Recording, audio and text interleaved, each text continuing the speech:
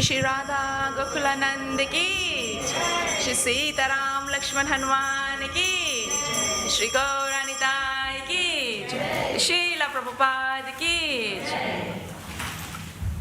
Namo Vishnu Padaya Krishna Prasthaya Bhutale Srimate Bhaktivedanta Swami Iti Namine.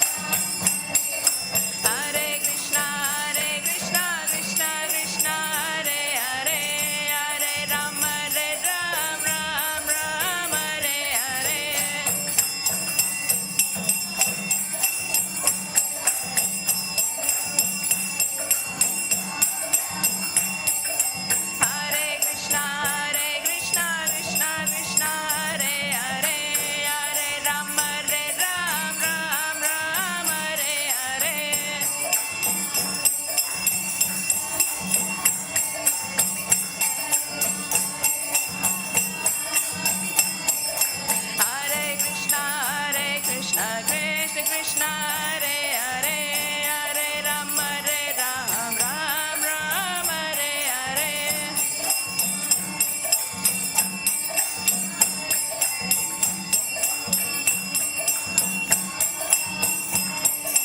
Hare Krishna, Krishna Krishna, Hare Hare, Hare Ram, Ram Ram, Hare Hare.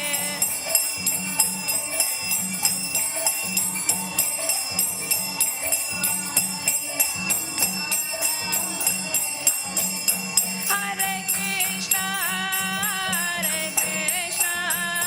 Krishna Krishna, Hare Hare, Hare Rama, Rama Rama, Hare Hare.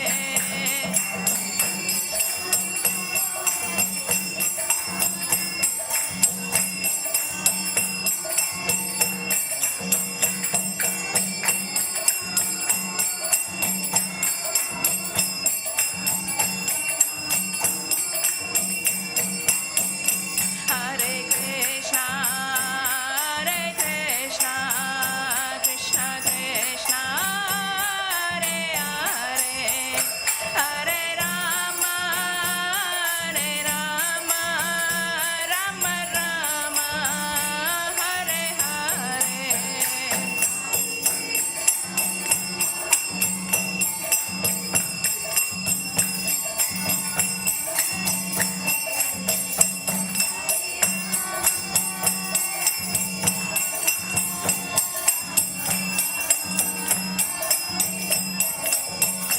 Jaya Radha Gokula Nanda, Radha Gokula Nanda, Radha Gokula Nanda, Shri Radhe.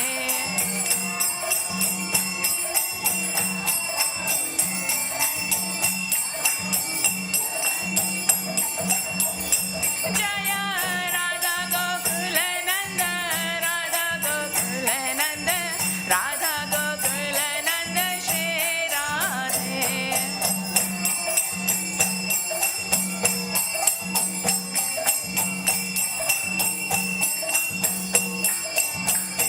Jaya Sita Ram Lakshman Hanuman, Jaya Sita Ram Lakshman Hanuman.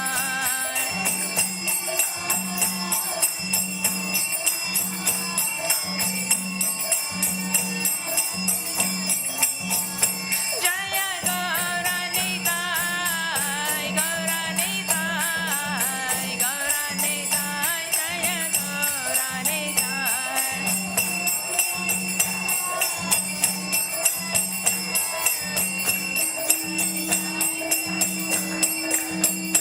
Jaya Jaya Prabhupada, Prabhupada, Prabhupada, Jaya Jaya Prabhupada.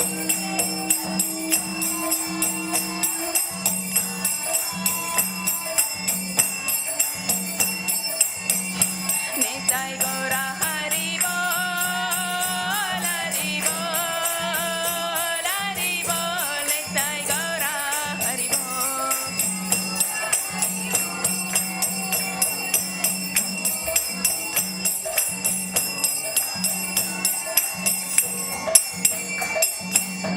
Shri Radha Gokulanand ki, Shri Sita Ram Lakshman Hanuman ki, Shri Gauranitai ki, Srila Prabhupada ki.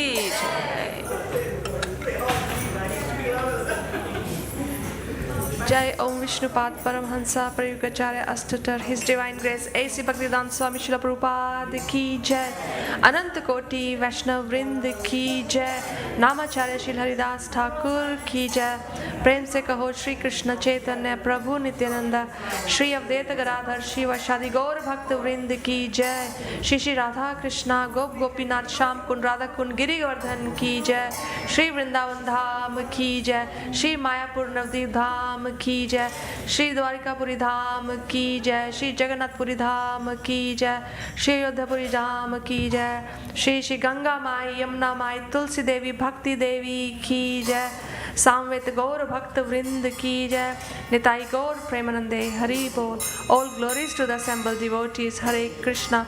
All glories to the assembled devotees, Hare Krishna. All glories to the assembled devotees, Hare Krishna. All glories to Sri Guru and Sri Gauranga. All glories to Srila Prabhupada. Do you want me to sing? Maybe. Do you want to sing? Yeah?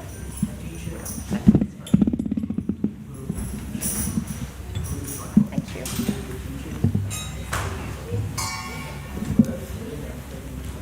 Can everyone please sit down for the Narasimha Pranam? Namaste Narasimhaya. Namaste Narasimhaya. Prahlad Ladadaine.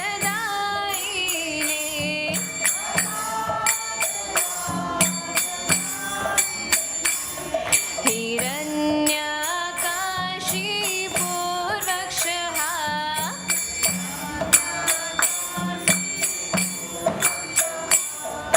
Shilatankanakhalaye. Shilatankanakhalaye.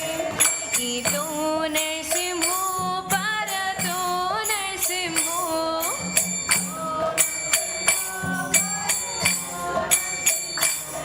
Yato yato yamitato Narasimho. Yato yato yamitato.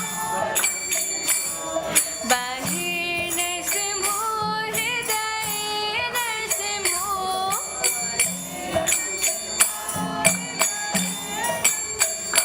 Narasimhamadim sharanam prapadaye. Narasimhamadim sharanam prapadaye. Tap kar kamal varenakha. Adbhuta shringam dalita hiranyakashipu. Tanu bringa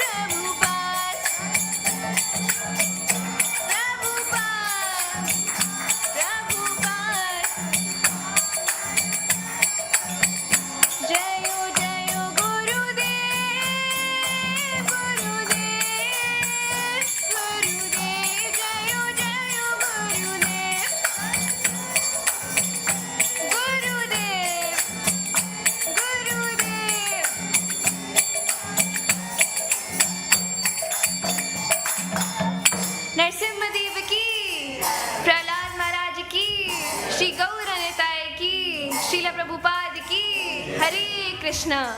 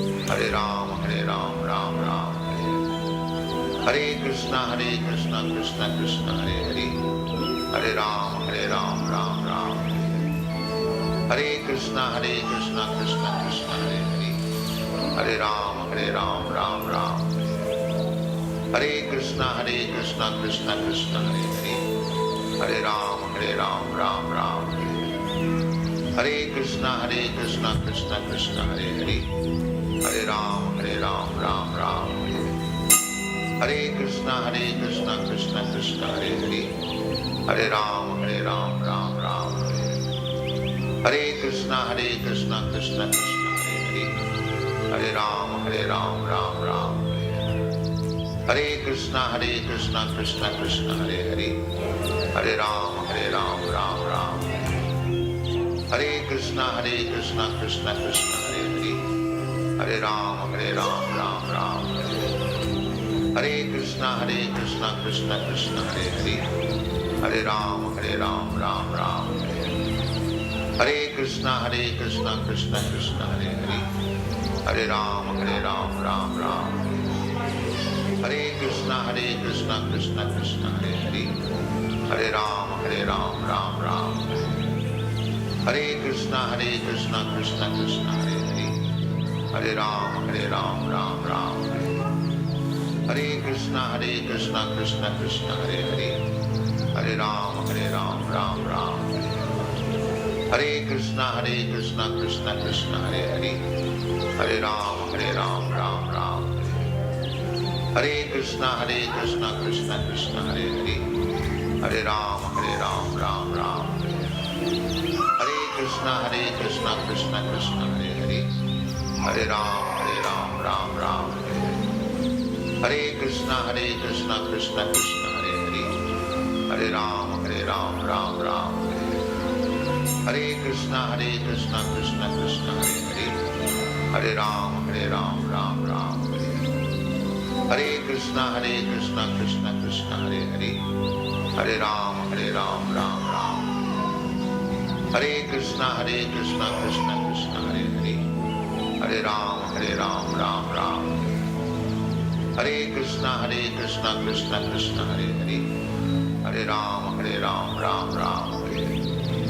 Hare Krishna Krishna Krishna Hare Hare, Hare Ram Ram Ram. Hare Krishna Krishna Krishna Hare Hare, Hare Ram Ram Ram.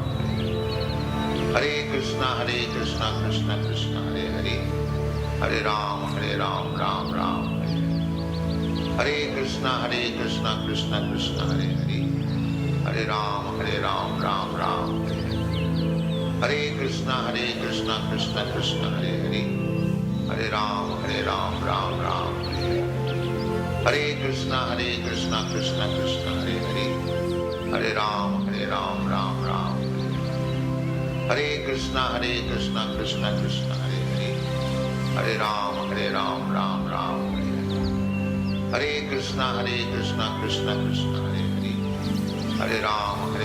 Ram Ram. Hare Krishna Krishna Krishna Hare Hare, Hare Ram Ram Ram. Hare Krishna Krishna Krishna Hare Hare, Hare Ram Ram Ram. Hare Krishna Krishna Krishna Hare Hare, Hare Ram Ram Ram.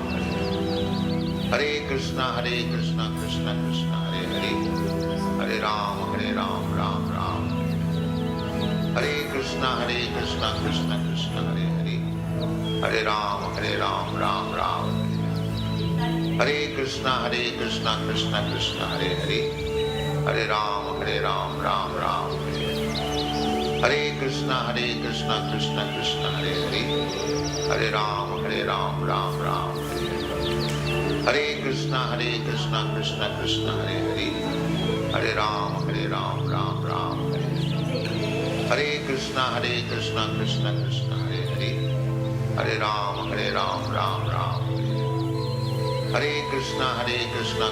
Krishna Hare Hare, Hare Ram Ram Ram. Hare Krishna Krishna Krishna Hare Hare, Hare Ram Ram Ram. Hare Krishna Krishna Krishna Hare Hare, Hare Ram Ram Ram. Hare Krishna Krishna Krishna Hare Hare, Hare Ram Ram Ram. Hare Krishna Krishna Krishna Hare Hare, Hare Ram Ram Ram. Hare Krishna Krishna Krishna Hare Hare, Hare Ram Ram Ram. Hare Krishna Krishna Krishna Hare Hare, Hare Ram Ram Ram. Hare Krishna Krishna Krishna Hare Hare, Hare Ram Ram Ram. Hare Krishna Krishna Krishna Hare Hare, Hare Ram.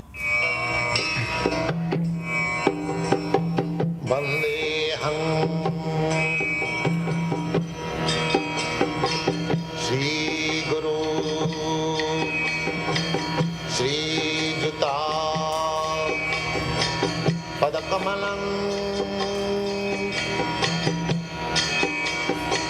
Sri Gurun Vaishnavanscha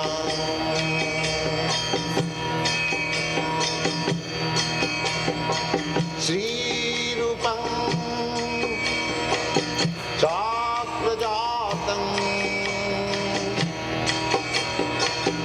Sahagana Raghunathanvitam Tvam Sajivam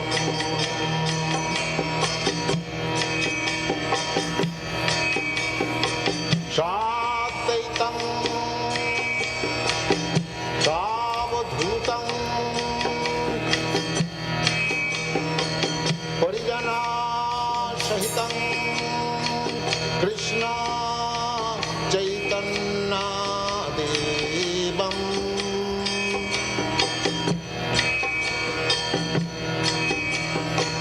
Sri Radha Krishna Padam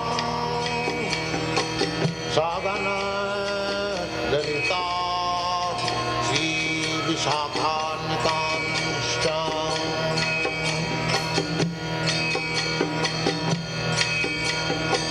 Sri Krishna Chaitanya Prabhu Nityananda Sri Advaita Gadadhar Sivasadi Gaur Bhakta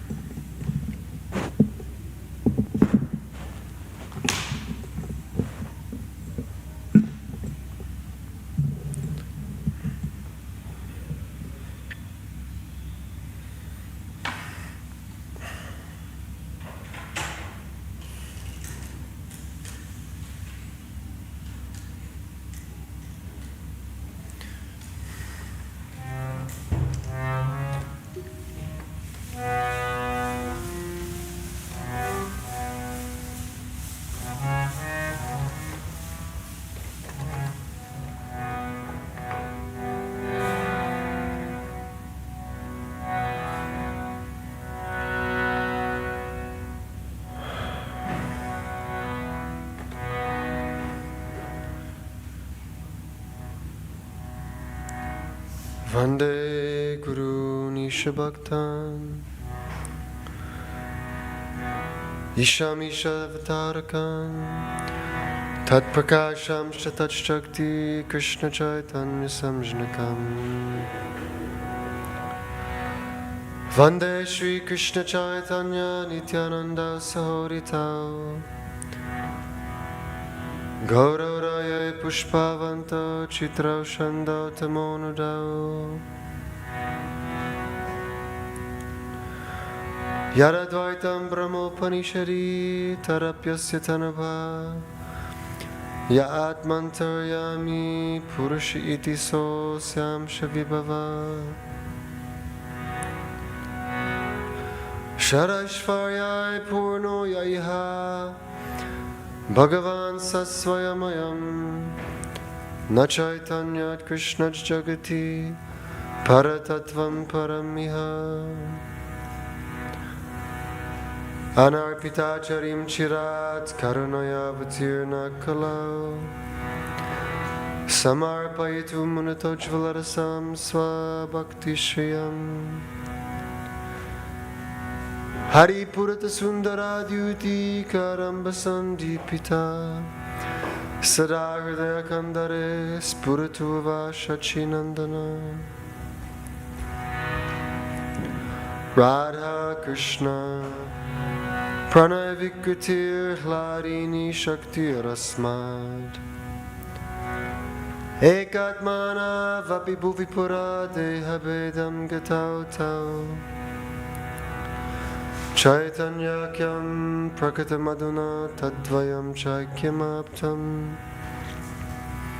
Radha Baba Duti Survalitam Nami Krishna Swarupam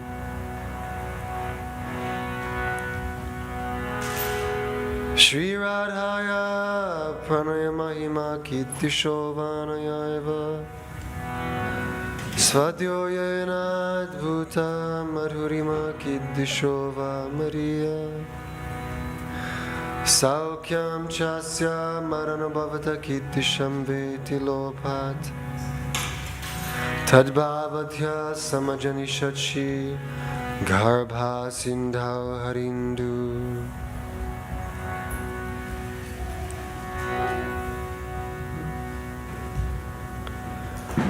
Sankarshana Karanato Yashayi Garbo Dashayi Chapayog Dishayi Sheshaschayasyam Shakalasa Nityananda Kirama Sharanam Mamastu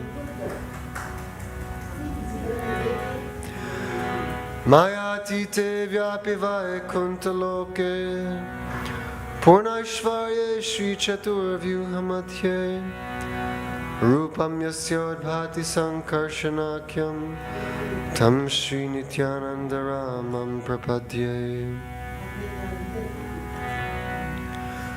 Maya Bharta Janda Sangha Shayanga Shete Sakshat Karanam Bodhi Madhye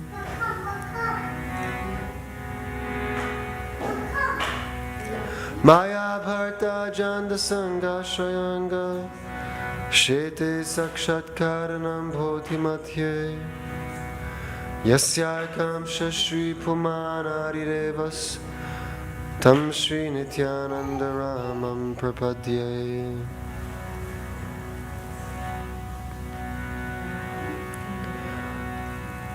Yasyam Shamsha Shri Lagarbo Dashayi Yannabhyajam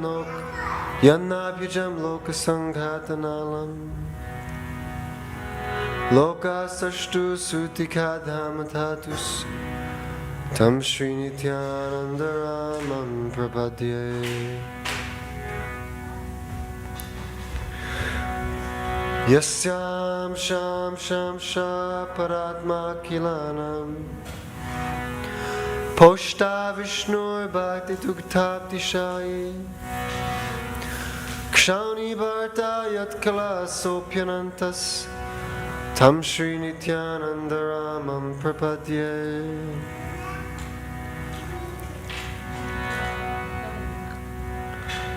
Mahavishnu Jagatkarta Mayaya Sajatyara Tasyavatara Evayam Advaitacharya Ishvara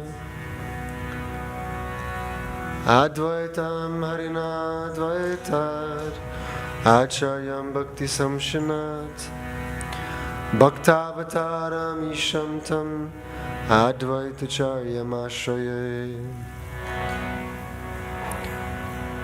Pancha Tattvatmakam Krishnam Bhaktarupa Swarupakam Bhaktavataram Bhaktakyam Namami Bhakta Shaktikam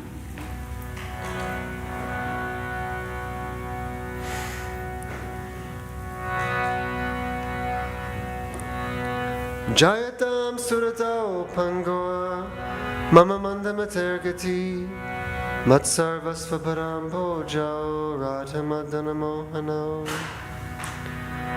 Divyad Vrindaranyako Padramada Srimad Ratna Gadasimhasanastao Srimad Radha Srila Govinda Devao Prishtalibi Sevyamana Smarami Shriman Rasarasarambi Vam Shivatatastita Karshan Venusvanar Gopir Gopinata Shri Estuna Jaya Jaya Shri Chaitanya Jaya Nityananda Jaya Advaita Chandra Jaya Gora Bhakta Vrinda Etina Thakur Godiyake Kariyachena Atmasat Etinera Charana Vandong Tine Moranata Grantera Arambe Kari Mangala Charana Guru Vaishnava Bhagavan Tinera Smarana Tinera Smarana Hoya Vigna Vinashana Anayase Hoya Nijavanchita Purana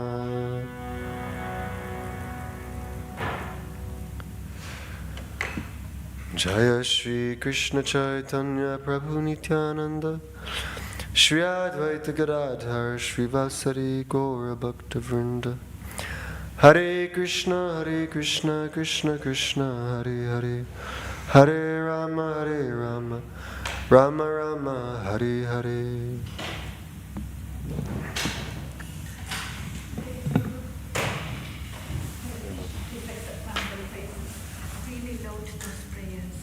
These ones. Sri Chaitanya Charitamrita, Adi Leela, Chapter 1, Text 1. Text 1. Yeah, 1-1. Right at the beginning. 1-1. Very the beginning. whole prayer was just 1-1. No. About 20 prayers, around about that. Yeah. In Adi First 20. The first 20. First 20 verses. is what you sang just now. Yeah, let me show you. Adi Leela, it's on the shelf.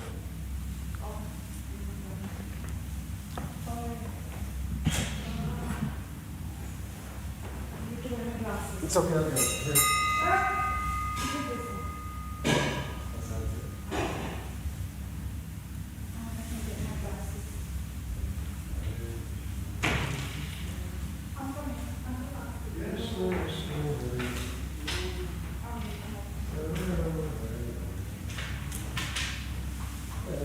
So, starting with the first one. I'm going to do this one.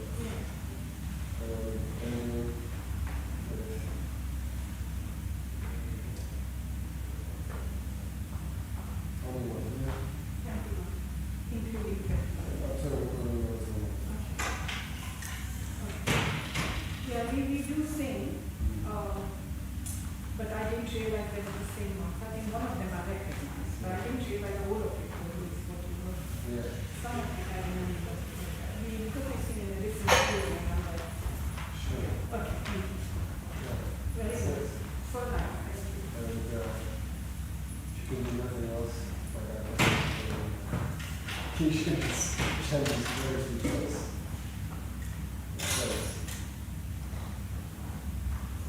of this generation is simply by remembering the spiritual master, the ways of the personality, and the love of relations. Such remembrance destroys all difficulties and very easy to lose. There's so much to listen. Spiritual master, those people who have no spiritual, they can still be silent. Who doesn't have a spiritual master? Okay, our spiritual master, we should consider Krishna and Lord Chaitanya as our spiritual master. Those And who are Prabhupada? everyone. Anybody else have Okay. Prabhupada is Father China? Okay. He is Prabhupada Shikshaguru Nobel. Who Prabhupada himself said,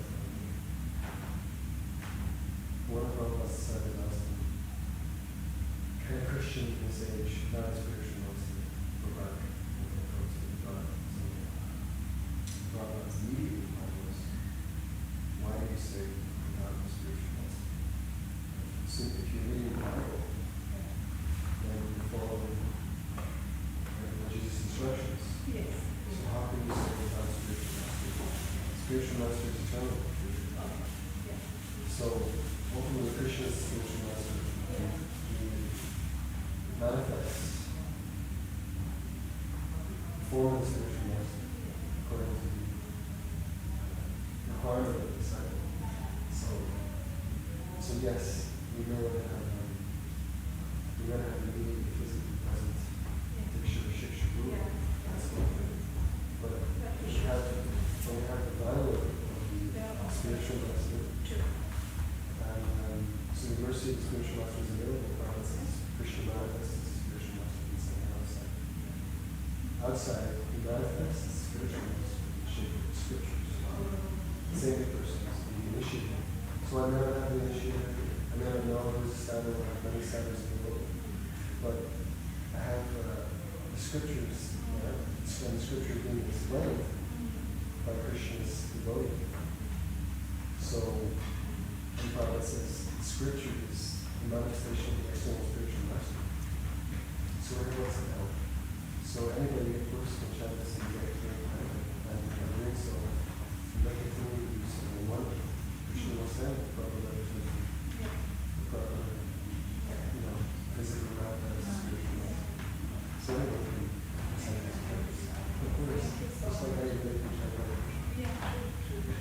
Anything else? So I don't presume to teach anything. You do, because I listen to you the meditation, and you come to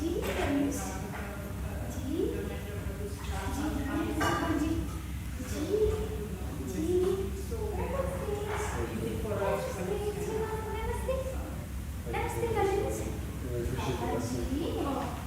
I know it, because the way you were singing, it was just like going straight. Really great. But I work for you. I'm totally exhausted the next time.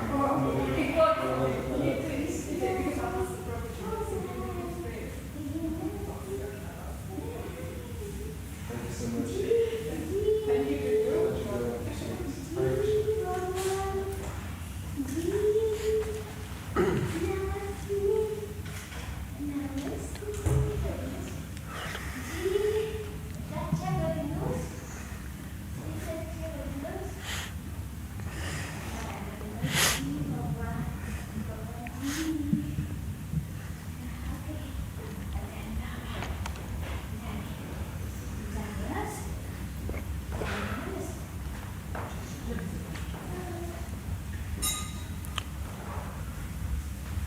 So we're continuing to read from Krishna book, chapter 33, description of the rasa dance.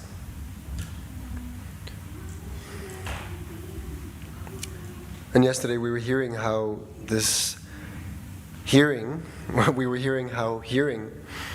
of the rasa dance is the cure, the remedy for attachment to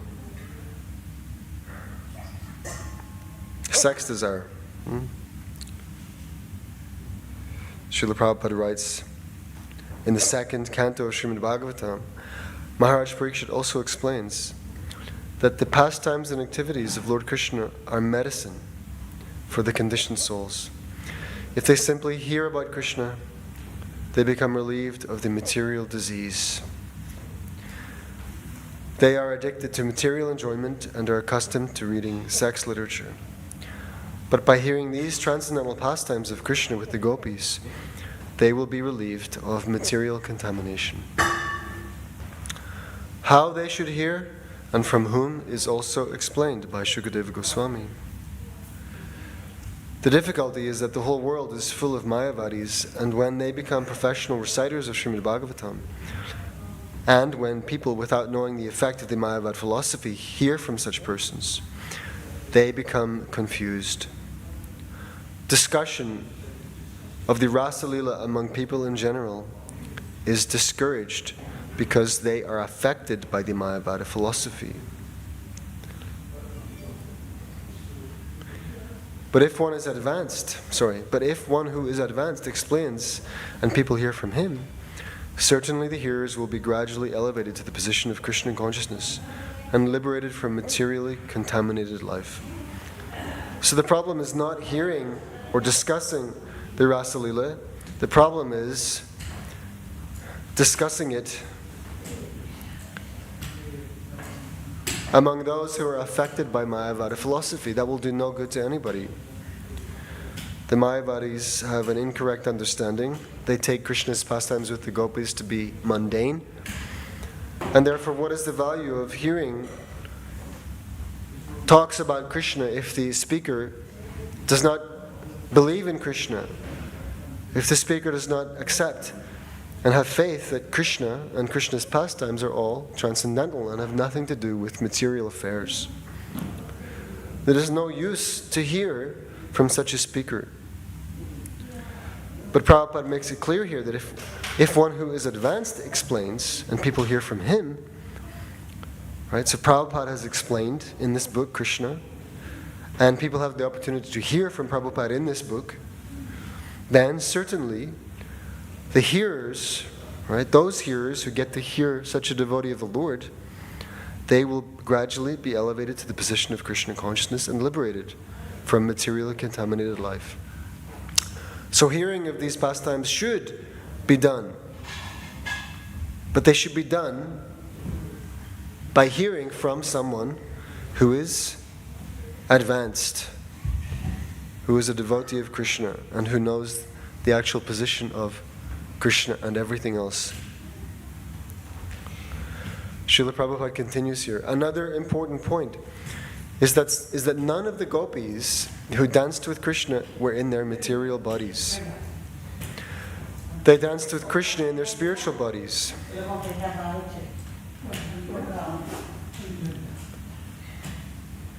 All their husbands thought that their wives were sleeping by their sides. The so-called husbands of the gopis were already enamored with the influence of the external energy of Krishna. And so, by dint of this very energy, they could not understand that their wives had gone to dance with Krishna.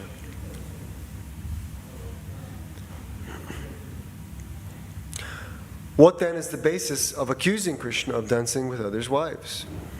The bodies of the gopis, where their husbands were lying in bed, but the spiritual parts and parcels of Krishna were dancing with him. Krishna is the Supreme Person, the whole Spirit, and he danced with the spiritual bodies of the gopis. There is therefore no reason to accuse Krishna in any way. It's from all angles.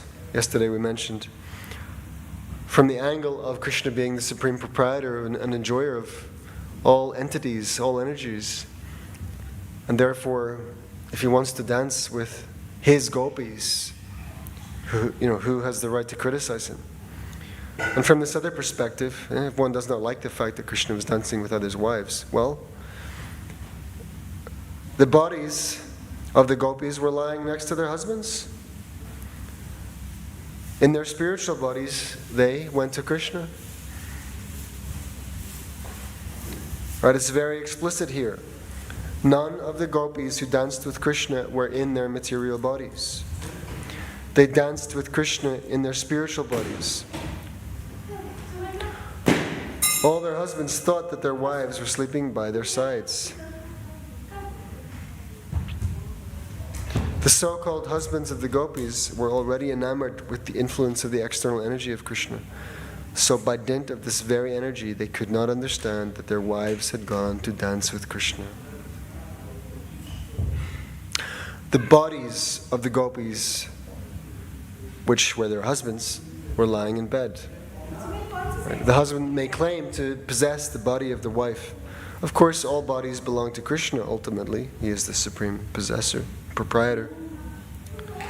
Still, from the conventional material consideration, the bodies of the gopis belong to their husbands, and those bodies were lying in bed. But the spiritual parts and parcels of Krishna were dancing with him.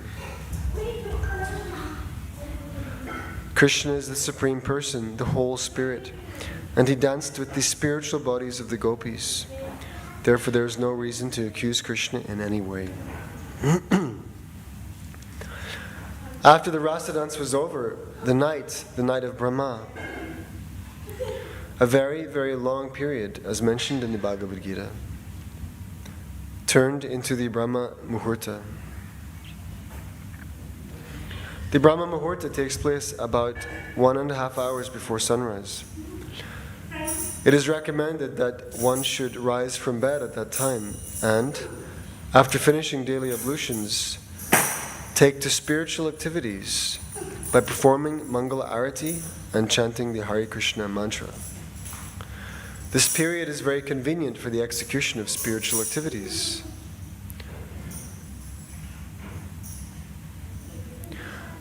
When that auspicious moment arrived, Krishna asked the gopis to leave. Although his beloveds were not willing to quit his company, they were very obedient to him. As soon as Krishna asked them to go home, they immediately left and returned home.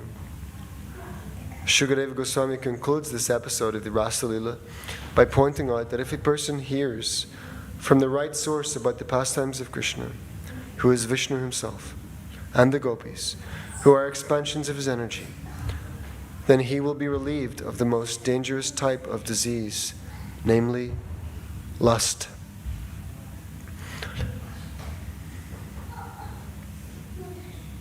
In other words, one who actually hears the Rasa Lila will become completely freed from the lusty desire of sex life and elevated to the highest level of spiritual understanding.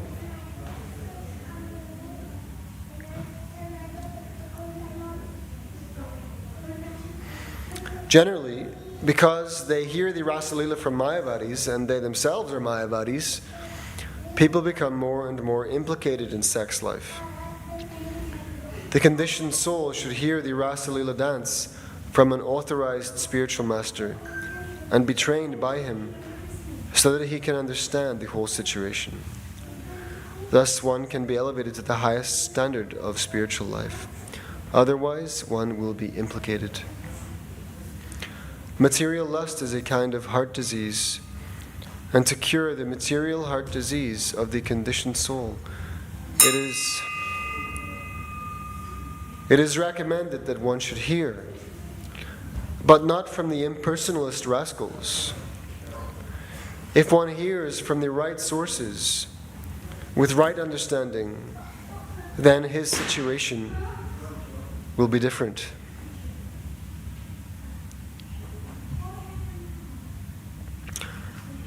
I'm wondering how many people who come into this temple room think that... I wonder how many people who come into this temple room think that the deity form of the Lord is just some kind of gateway to impersonal spiritual emancipation. I wonder how many people who walk through the temple room door and offer prayers to the Lord think that the Supreme One Brahman has temporarily manifested some form by which I can be elevated.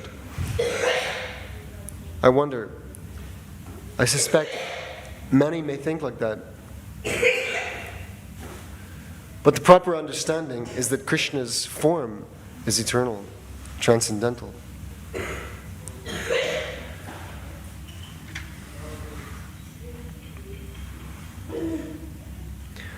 The whole world, Prabhupada said earlier, right? The difficulty is that the whole world is full of Mayavadis. People who think that Krishna's material energy is simply non-existent. But Krishna's material energy is very real, just as Krishna is real. Krishna's material energy is real. It may be temporary, but it is real. Mayavadis think that it is unreal in the ultimate sense, and they think that they are the Supreme Brahman, but they have temporarily forgotten this fact. And therefore they take Krishna and Krishna's pastimes to be of Maya. They think that Krishna and Krishna's form, Krishna's pastimes, his name, his qualities, they believe that these are just temporary Mayic manifestations, useful for their own spiritual emancipation, like a stepping stone. And therefore they are the greatest offenders, because they think that the Lord's form, qualities, pastimes, name are all illusory. But they're quite prepared to attempt to take advantage of Krishna's name, form, qualities, and pastimes to gain liberation. They want to use Krishna for their own end. So the last snare of Maya is to think that oneself is God.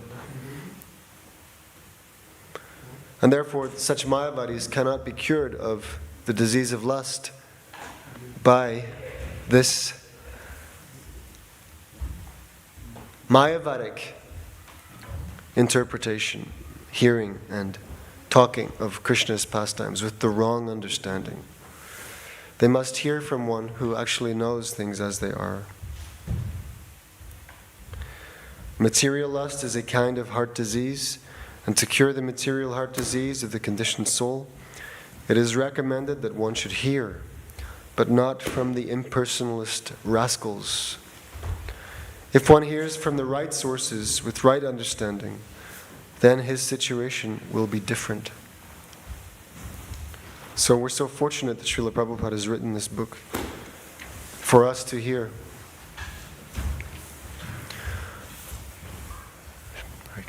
Shukadeva Goswami has used the word Shraddhanvita for one who is trained in spiritual life. Shraddha, or faith, is the beginning. One who has developed his faith in Krishna as the Supreme Personality of Godhead, the Supreme Spirit Soul, can both describe and hear the Rasalila. Okay, this is a very important sentence. One who has developed his faith in Krishna as the Supreme Personality of Godhead, the Supreme Spirit Soul, can both describe and hear the Rasalila. Right? Faith is what is required in Krishna as the Supreme Lord, eternally, transcendentally. Shukadeva also uses the word Anushrunuyat. One must hear from the disciplic succession. Anu means following, and Anu also means always. So one must always follow the disciplic succession and not hear from any stray professional reciter, whether a Mayavadi or an ordinary man. Don't hear from a stray professional reciter. Stray professional reciter. What does the word stray mean? It means disconnected from structure, order, source. A lone ranger, a lone strayer, an independent so-called angel. No, one must always follow the disciplic succession. So Krishna's disciplic succession is established by Krishna.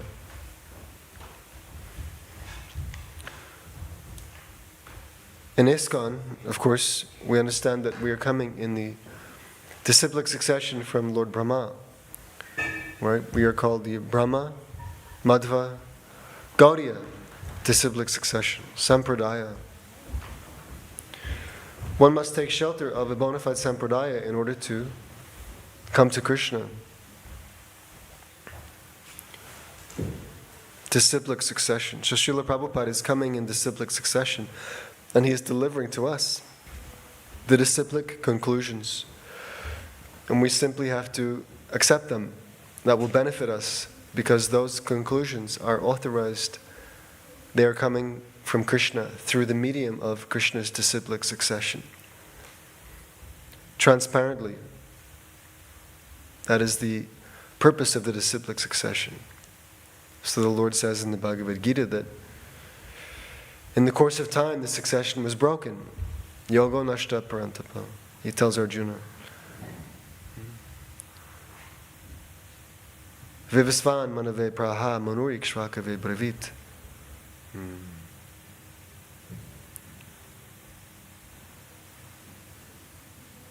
Trying to remember the rest of the verse.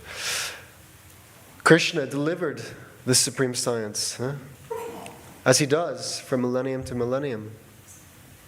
He delivered it to the sun god, Vivasvan. Vivasvan delivered it to the father of mankind.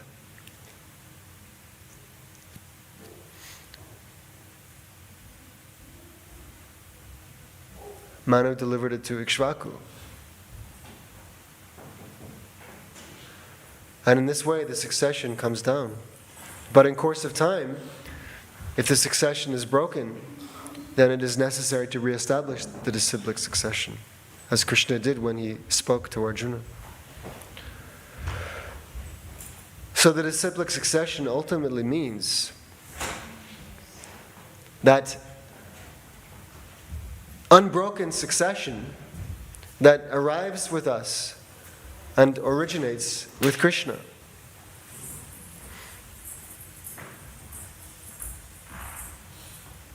Just like the Ganges starts wherever it starts, in the Himalaya, and it comes down through the mountains and enters the plains, and finally it enters the ocean.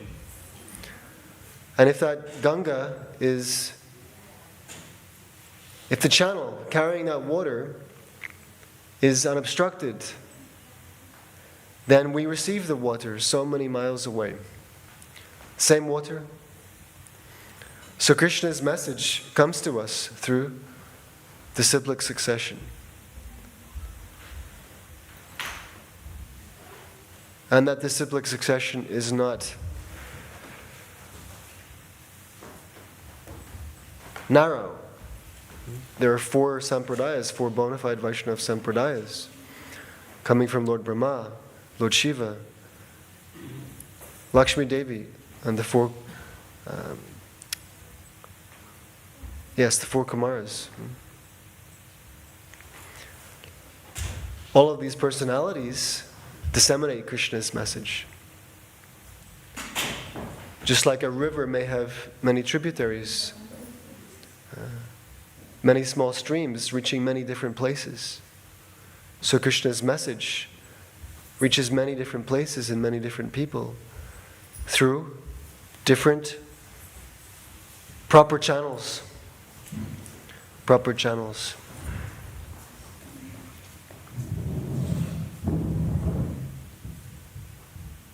So Anu means following. And Anu also means always. So one must always follow the disciplic succession and not hear from any stray professional reciter, whether a Mayavadi or an ordinary man.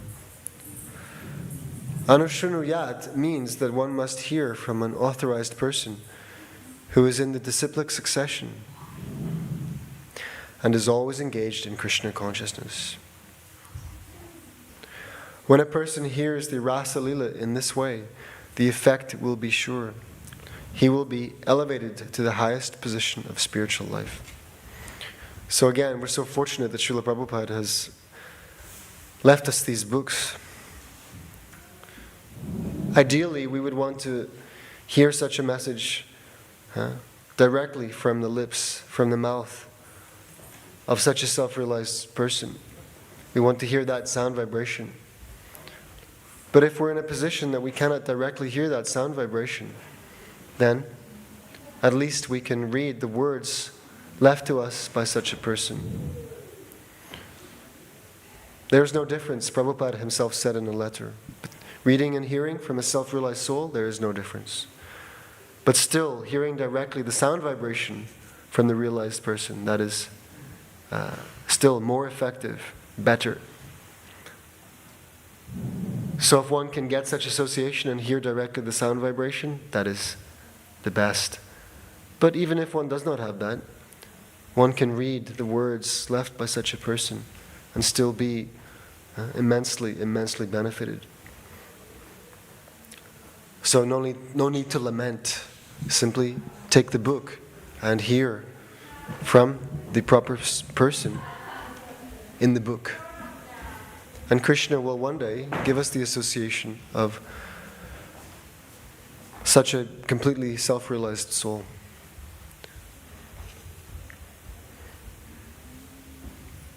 By direct hearing.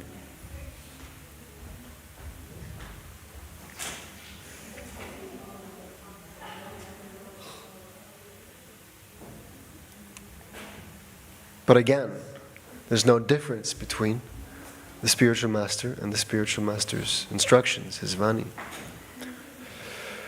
So we have to take advantage of the Vani. And by doing so, yes, one day we can receive the mercy of such a physically present speaker.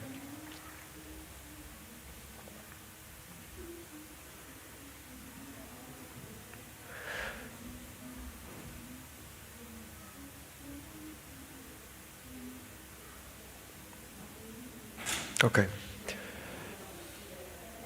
Shukadeva Goswami uses two specific words, Bhaktim and Param.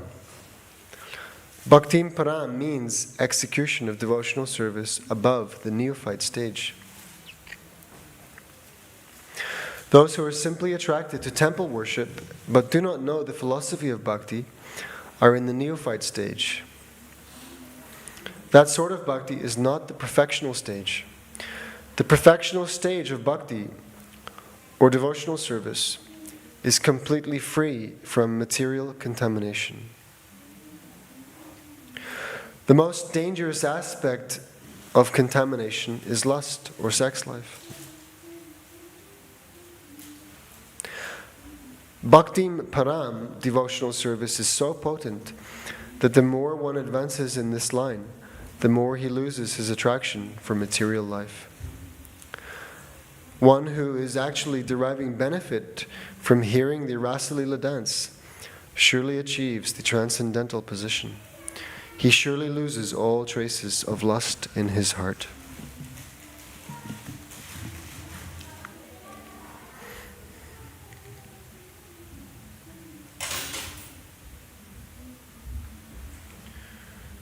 Bhaktim Param, execution of devotional service above the neophyte stage. This is what is required.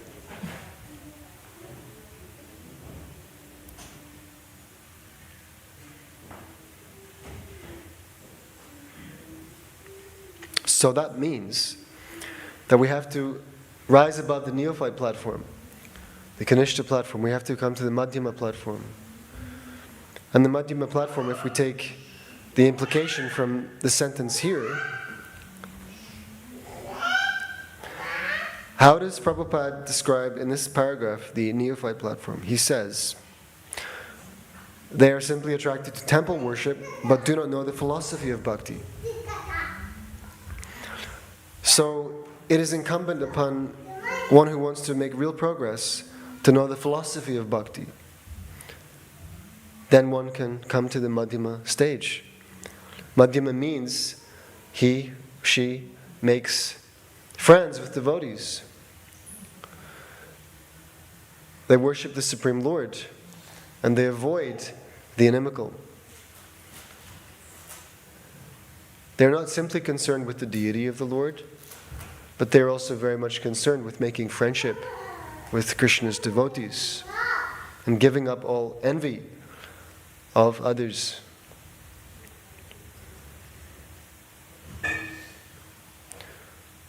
So devotional service practiced on this level of understanding and realization, that is what is being asked for. That Bhakti in Param,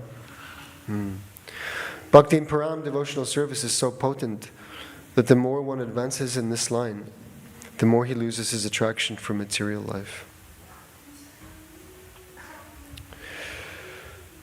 Srila Vishwanatha Chakravarti Thakur points out that according to the Bhagavad Gita, Brahma's day and Brahma's night are periods of solar years expanding to 4,300,000 multiplied by 1,000. So according to the Bhagavad Gita, Lord Brahma's day is of this duration, 4.3 million multiplied by 1,000. And his night is of the same duration, 4.3 million multiplied by 1,000. What's the calculation? Excellent. Full marks. 4.3 billion, right? So 4.3 billion years is the duration of Lord Brahma's day and again of his night. Why is this significant? According to Vishwanatha Chakravarti Thakur, the Rasa dance was performed during the long period of Brahma's night. But the gopis could not understand that. In order to fulfill their desire, Krishna extended the night to cover such a great period of time. One may ask how this was possible. Is anybody else asking how this is possible? Krishna appeared on this planet 5,000 years ago. Right? He performed various pastimes, displaying to all of the conditioned souls in this universe his glories, just to attract them back to him. 5,000 years ago this occurred on this planet Earth. Right? The Lord regularly is enacting his different pastimes in various universes. So 5,000 years ago he was on this Earth, in this universe. And as an 8-year-old boy, he danced with the gopis one full moon night of the Sharad season in the autumn. Yes? And then in the morning, when the Brahma Muhurta came, he told the gopis to go home. However, Krishna danced with the gopis for 4.3 billion years, by our calculation. How is this possible? Is anyone else asking this question? I am. Are you asking this question? How is it possible? Do you wonder though? How is it possible that Krishna could spend one night dancing with the gopis, and that night lasted for 4.3 billion years?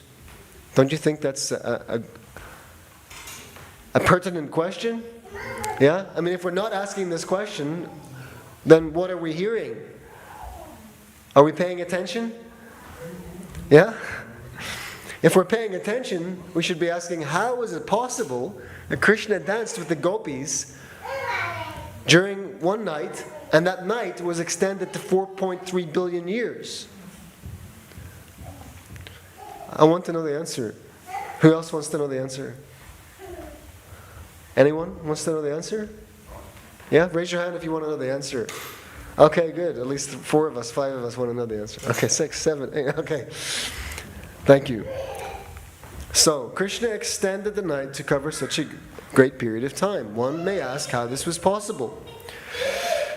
And Vishwanatha Chakravarti Thakur reminds us that Krishna, although bound by a small rope, could show his mother the whole universe within his mouth. How is this possible? Alright, so Prabhupada is helping us to understand one inconceivable thing by pointing out another inconceivable thing. He's reminding us. Krishna was bound by ropes, yes? His mother bound him with some ropes. After the Lord agreed, nobody can bind God. But he agreed finally to be bound by the ropes. And at the same time, the entire universe was seen to be within his mouth. When Mother Yashoda looked within the Lord's mouth, she saw the entire universe, including herself looking in Krishna's mouth. Yeah? She's looking in Krishna's mouth. What does she see? The entire universe, which contains Krishna and Mother Yashoda. Mother Yashoda looking into Krishna's mouth. And inside that mouth, there's another universe, with Krishna and Yashoda, with Yashoda looking into Krishna's mouth. And in that mouth, there's a universe with Mother Yashoda looking into Krishna's mouth. And in that mouth, there's the whole universe, and Krishna looking into Mother Yashoda looking into Krishna's mouth. And in that mouth, she sees the whole universe. And in the universe, there's Krishna and Yashoda, and she's looking into Krishna's mouth.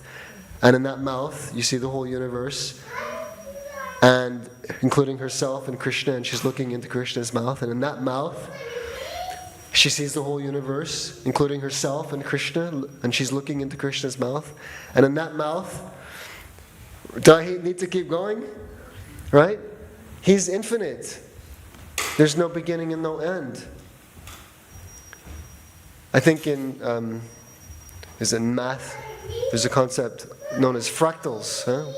Fractals, an ever-repeating pattern. Right? You use one pattern. You zoom in, and that pattern consists of the same pattern.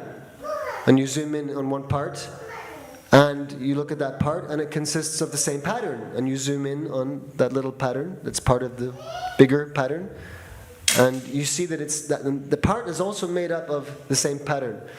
So it's just infinite. So Krishna, in whose mouth the whole universe exists, was bound with a rope by his mother. Can anyone find a rope that can be wrapped around the whole universe? There's no rope that you can wrap around the whole universe, is there? No. So that's why she struggled. She brought all the rope she had. She even got her friends to bring rope. And still she could not bind Lord Krishna. Because he's not a limited person. He cannot be bound. But finally he agreed to be bound. So remember that. Whenever we're trying to understand how it was that he danced with the gopis for one night only, and also for 4.3 billion years. Okay, let's read on.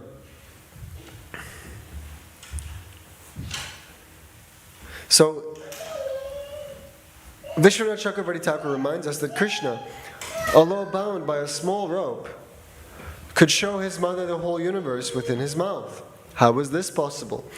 The answer is that he can do anything for the pleasure of his devotees. Okay? This is the answer. We want to know the answer to the question. How does one night equate to 4.3 billion years? Or how do you fit 4.3 billion years into the duration of one night? How is that possible? The answer is that Krishna can do anything for the pleasure of his devotees.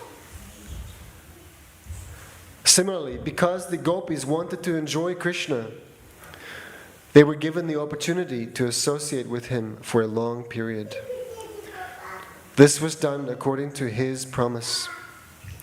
When Krishna stole the garments of the gopis while they were taking a bath at Chiragata on the Yamuna, he promised to fulfill their desire in some future night. Yeah, they wanted to marry Krishna. They wanted to be with Krishna.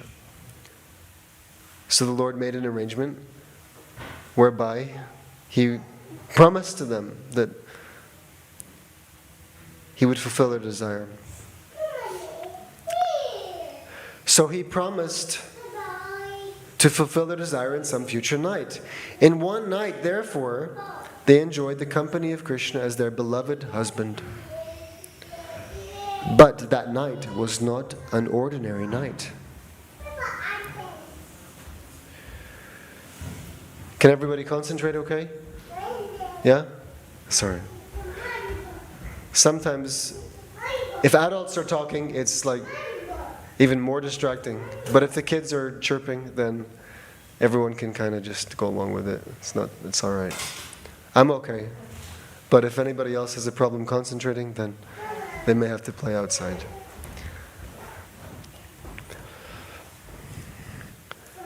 So in one night, therefore, they enjoyed the company of Krishna as their beloved husband. But that night was not an ordinary night. It was a night of Brahma, lasting millions and millions of years. Everything is possible for Krishna, for he is the supreme controller. We might wonder how it is possible to dance for millions and millions of years. You know, and you may think, is this figurative? Is it metaphorical? Right? I mean, how do you understand it? Is it literal? Did Krishna really dance with the gopis for 4.3 billion years? For one night of Brahma? Right? Lasting millions and millions of years? How is it possible? Well, it's very possible if you understand one axiom. One axiom. What is that? Well, do you know what I'm thinking about? I'm thinking of one psychological or emotional maxim that is often used in society to explain the movement of time. Does anybody know what I'm thinking of? Pardon? Clock? No. It's a saying. It's a saying. People say it sometimes about time. Time flies when? Come on, finish the maxim for me. Time flies when? You never heard this before? What are they teaching in school these days? When you're having fun. Yeah, time flies when you're having fun, right? Time flies when you're having fun. Well, the material world is a place of misery. There's not much fun here. And still, time flies when you're having fun. So if you're having spiritual fun, how much does time fly? Well, during the pastime of Krishna dancing with the gopis, time flies for 4.3 billion years. That's how fast time flies.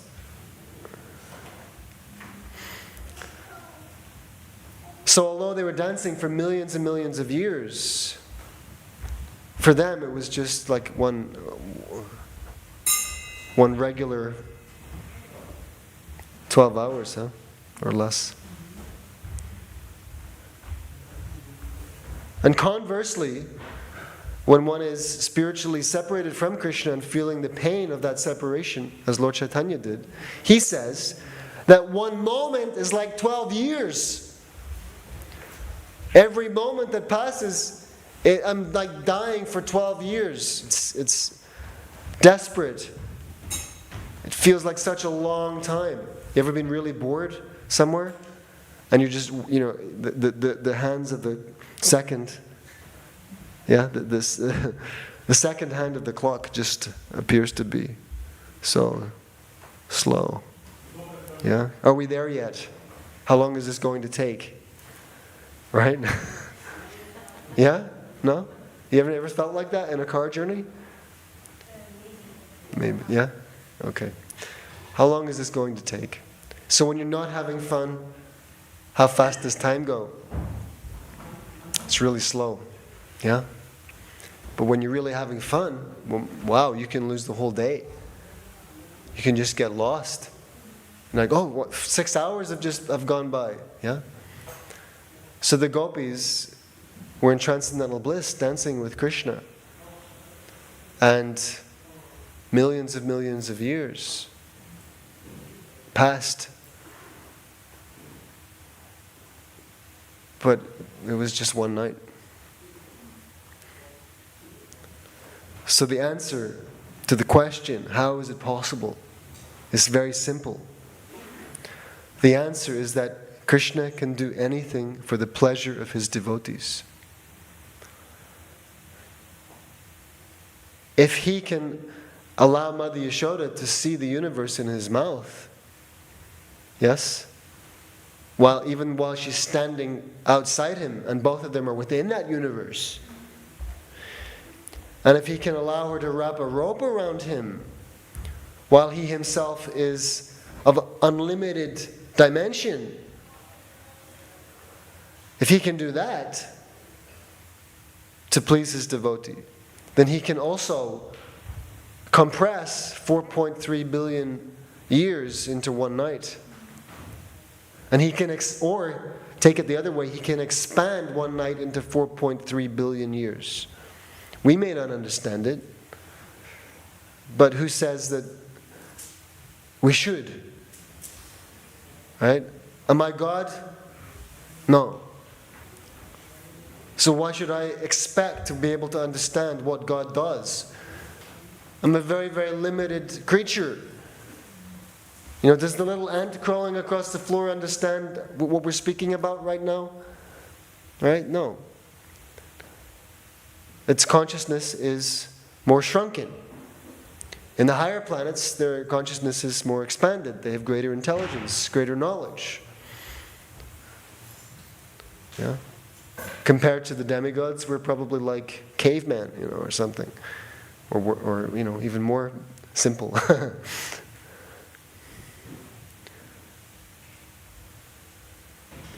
So why should we expect to fit inside our pea brain what and how God does what He does?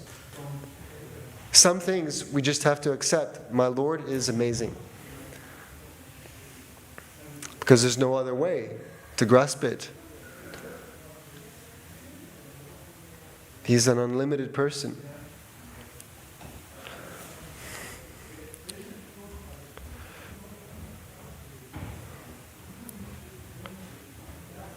Right? Everything is possible for Krishna, for He is the supreme controller.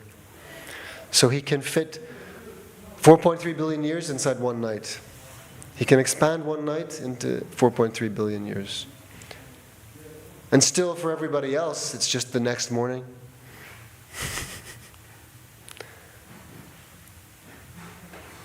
Does anybody have an argument with this? Any problem with this? Any questions on this? Any thoughts? Any reflections? Yes? Well, why do the people dance in age? Excuse me? Why do the people that are dancing in Krishna age? It's been 4.3. Because they were within their spiritual bodies. The gopis, right? The people you mentioned, they're the gopis, Krishna's girlfriends. And they were dancing with Krishna in their spiritual bodies. Spiritual body does not age. Doesn't get old, doesn't get sick, doesn't die. Is that okay? You satisfied with that answer?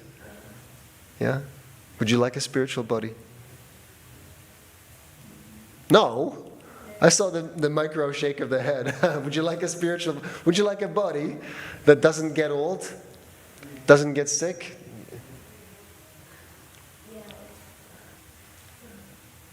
But would you like it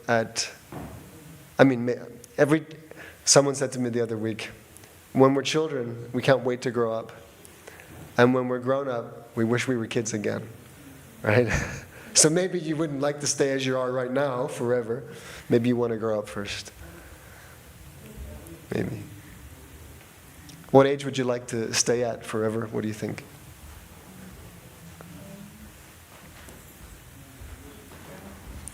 If I said to you, okay, you can pick one age that you can stay at forever, yeah? What age would you pick? If I really forced you to pick an age. 25? That's a good choice, right? Fully blossomed youth, pretty much. Krishna never aged. Of course, his body is spiritual, transcendental. He always looked no more than 25. Good choice. I would take that too. Anybody have any different ideas? 20, are we all agreed on 25? If we have to get in the same boat, yeah, we'll take the 25. Yeah? Anyone want 18? No? Still too much chaos, huh? How about 14? What did you say? 14, you'd have 14? Okay. Anyone go for 32? No? Sorry? Okay. What about 6 or 8? One of my kids said to me, I don't want to grow up. I want to stay 4. You know. Why not, right? Everything's done for you. Your parents are, showering you with affection, hugs and kisses. Yeah, no problems, no heartache. Of course, you have other kinds of problems, small problems, but still, you got it pretty good if you have loving parents. So in 5 minutes, we're going to have Bhagavad Gita class. This ends the Bhaktivedanta purport of the 33rd chapter of Krishna, description of the Rasa dance. So these last 5 chapters have been very illuminating and deep. Krishna's Rasa Lila, his pastimes with the gopis in Vrindavan. And now we progress to chapter 34, which is called Vidyadhara liberated and the demon Shankachuda killed. You have to go? Yeah? Thank you so much for sitting and listening. Hare Krishna. Thank you for your question. Haribol.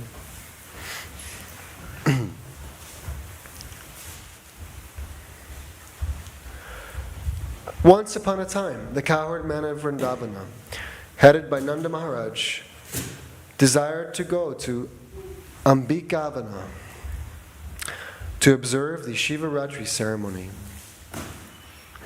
The Rasa Lila was performed during the autumn, and after that, the next big ceremony is Holi, or the Dolayatra ceremony. Between the Dolayatra ceremony and the Rasa Lila ceremony, there is an important ceremony called Shivaratri, which is especially observed by the Shaivites, or devotees of Lord Shiva. Sometimes the Vaishnavas also observe this ceremony because they accept Lord Shiva as the foremost Vaishnava. But the function of Shivaratri is not observed very regularly by the bhaktas, or devotees of Krishna.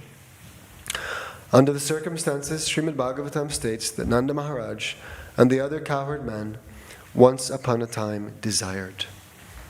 So it wasn't a regular function that they observed, it was once upon a time. They desired to observe Shivaratri. This means that they were not regularly observing the Shivaratri function, but that once upon a time they wanted to go to Ambikavana out of curiosity. So Srila Prabhupada's not using the phrase once upon a time like a fairy tale.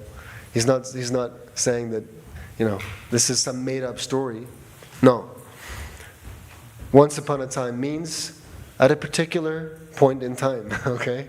Once upon a time. At one instant in time, this happened.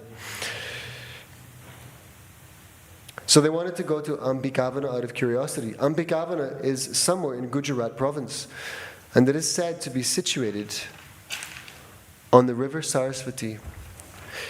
Yet we do not find any Sarasvati river in Gujarat province, although there is a river named Sarasvati. There is a river named Savarmati. Anyone knows this river, Savarmati? Yeah? Okay. You're from Gujarat? Yeah? You as well? No? You just know it? Okay. Yeah? Gujarat? Okay. I am not knowing so well. Savarmati river. But there was Sarasvati river, right? And then not so long ago they discovered the course from their topographical survey. Yeah. Sarasvati has since dried up in a particular place. In India, all the big places of pilgrimage are situated on nice rivers like the Ganges, Yamuna, Sarasvati, Narmada, Godavari, and Kaveri. Ambikavana was situated on the bank of the Sarasvati. And Nanda Maharaj and all the other cowherd men went there. They very devotedly began to worship the deity of Lord Shiva and Ambika. It is the general practice that wherever there is a temple of Lord Shiva, there must be another temple of Ambika or Durga, because Ambika is the wife of Lord Shiva and is the most exalted of children.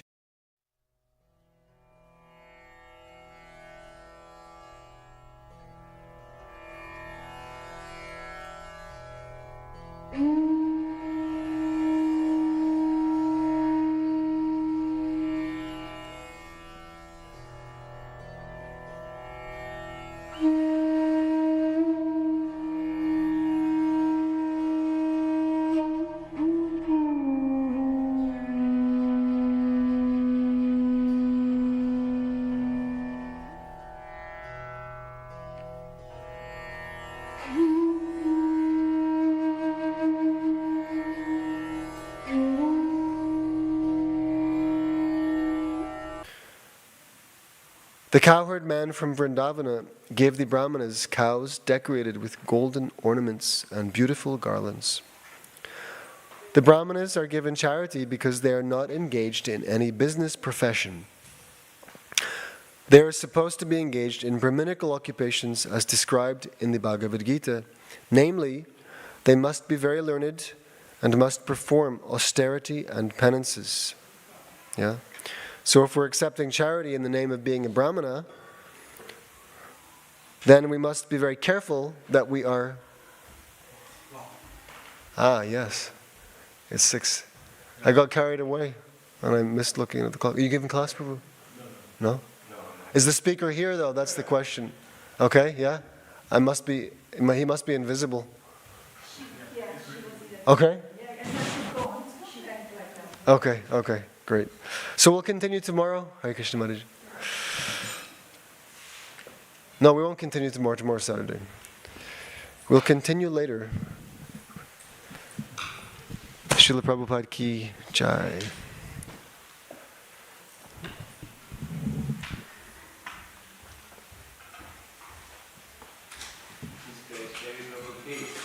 Hare Krishna. Srila Prabhupada ki jai.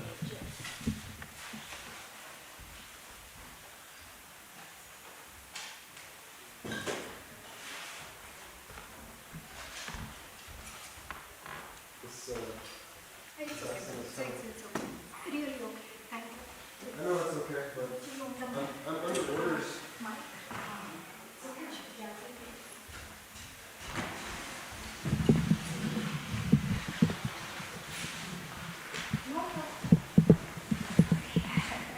That's all right. You don't have to really.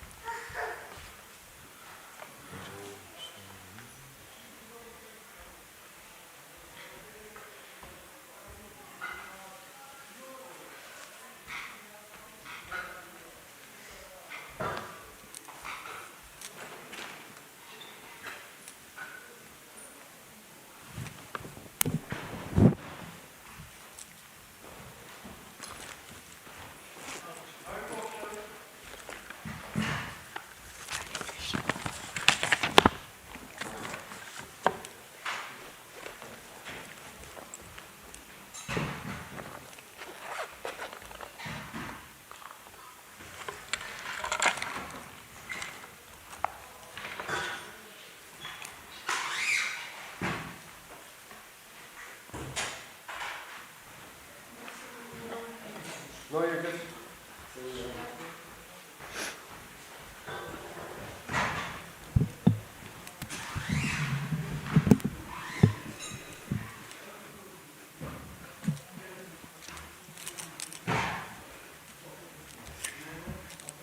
Hare Krishna.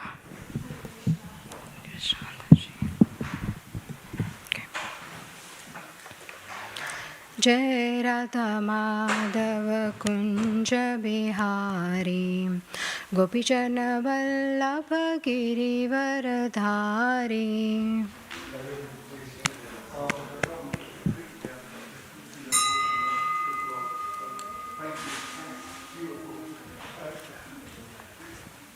Yashodanandan व्रजजनरञ्जन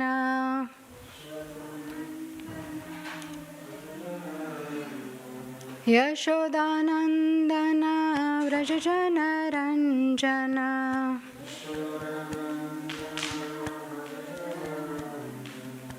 यमुनातिरावनचारी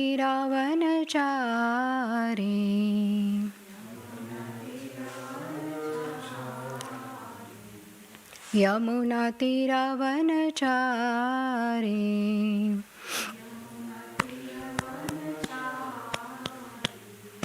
जय राधा माधव कुंज बिहारी गोपीजनवल्लभ गिरिवरधारी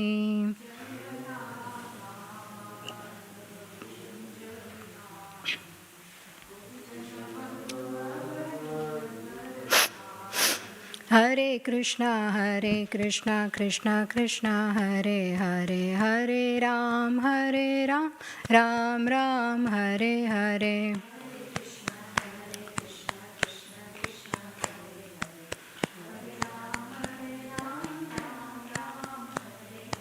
हरे कृष्णा कृष्णा कृष्णा हरे हरे हरे राम राम राम हरे हरे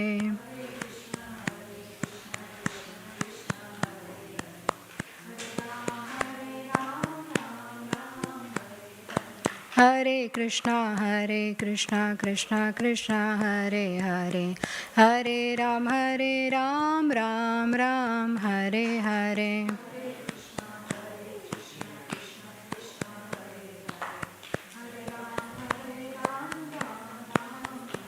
जय राधा गोकुलानंद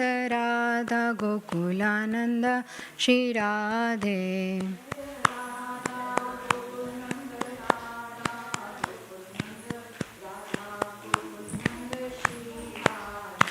जय राधा गोकुलानंद राधा गोकुलानंद श्री राधे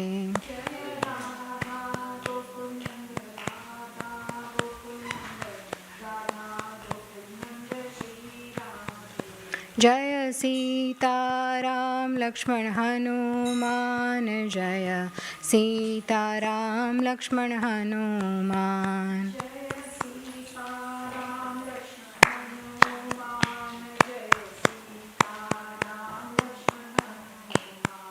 जय गौरानिताय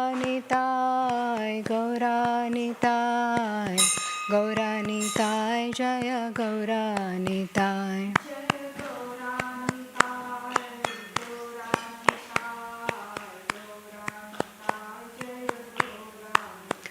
जय जय प्रभुपाद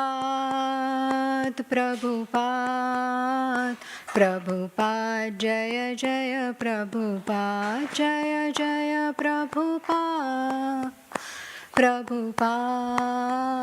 प्रभुपाद जय जय प्रभुपाद निताय गौर प्रेमानंदे हरि हरि बोल ओम नमो भगवते वासुदेवाय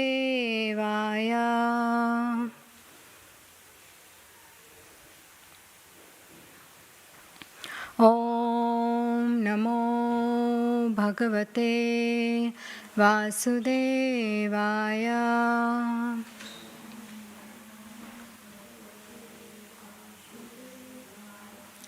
ओम नमो भगवते वासुदेवाय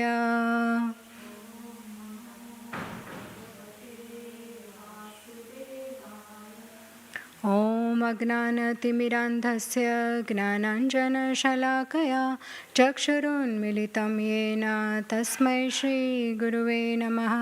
श्रीचैतन्यमनोभीष्टं स्थापितं येन भूतले स्वयं रूपः कदा मह्यं ददाति स्वापदान्तिकं।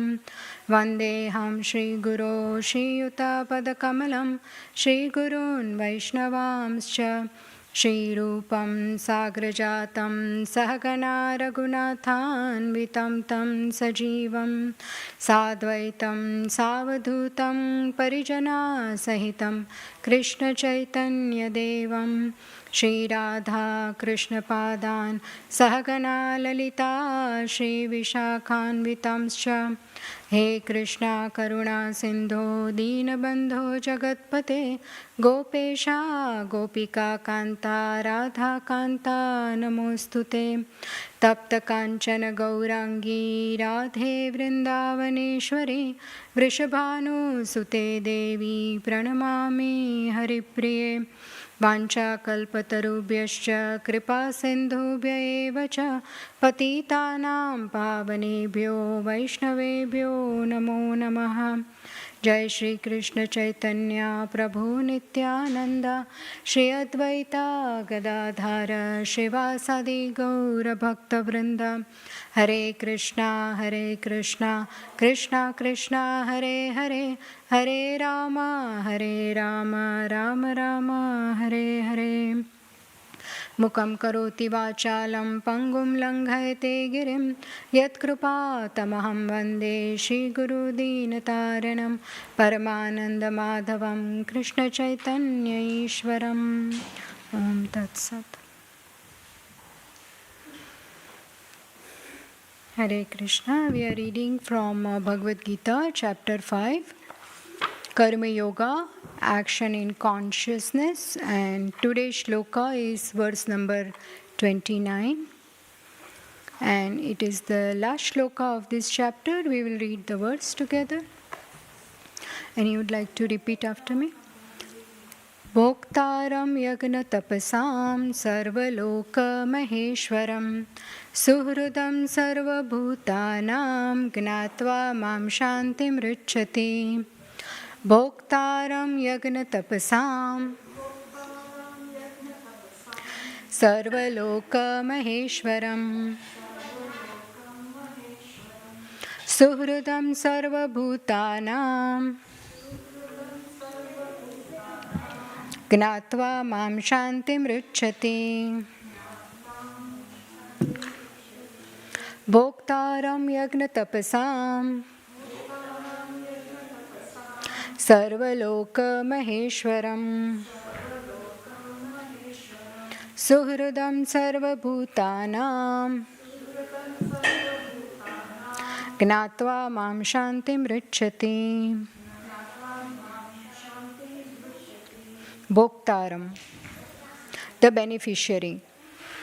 Yagna, of sacrifices. Tapasam, and penances and austerities. Sarvaloka, of all planets and the demigods thereof. Maha Ishwaram, the Supreme Lord. Suhridam, the benefactor. Sarva, of all. Bhutanam, the living entities. Gnatva, thus knowing. Mam, me, Lord Krishna. Shantim, relief from material pangs. Richati, one achieves. Thank you, Mataji. I'll read the translation and purport by Srila Prabhupada. Srila Prabhupada ki jai. I know, it's okay now. I will read you can hear, but thank you so much for being here and listening, it helps. Thank you. A person in full consciousness of me, knowing me to be the ultimate beneficiary of all sacrifice and austerities, the Supreme Lord of all planets and demigods, and the benefactor and well-wisher of all living entities, attains peace from the pangs of material miseries. Purport. The conditioned souls within the clutches of the illusory energy are all anxious to attain peace in the material world. But they do not know the formula for peace, which is explained in this part of the Bhagavad Gita. The greatest peace formula is simply this: Lord Krishna is the beneficiary in all human activities. Men should offer everything to the transcendental service of the Lord because He is the proprietor of all planets and the demigods thereon. No one is greater than He. He is greater than the greatest of the demigods, Lord Shiva and Lord Brahma. In the Vedas, Svetasvatara Upanishad 6.7, the Supreme Lord is described as Tam Ishwaranam Paramam Maheshwaram.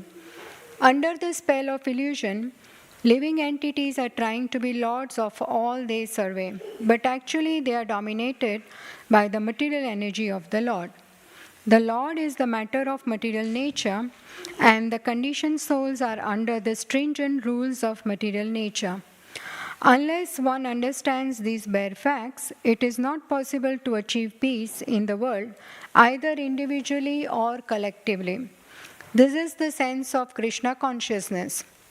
Lord Krishna is the supreme predominator, and all living entities, including the great demigods, are his subordinates.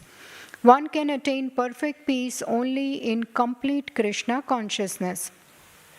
This fifth chapter is a practical explanation of Krishna consciousness, generally known as Karma Yoga. The question of mental speculation as to how Karma Yoga can give liberation is answered herewith.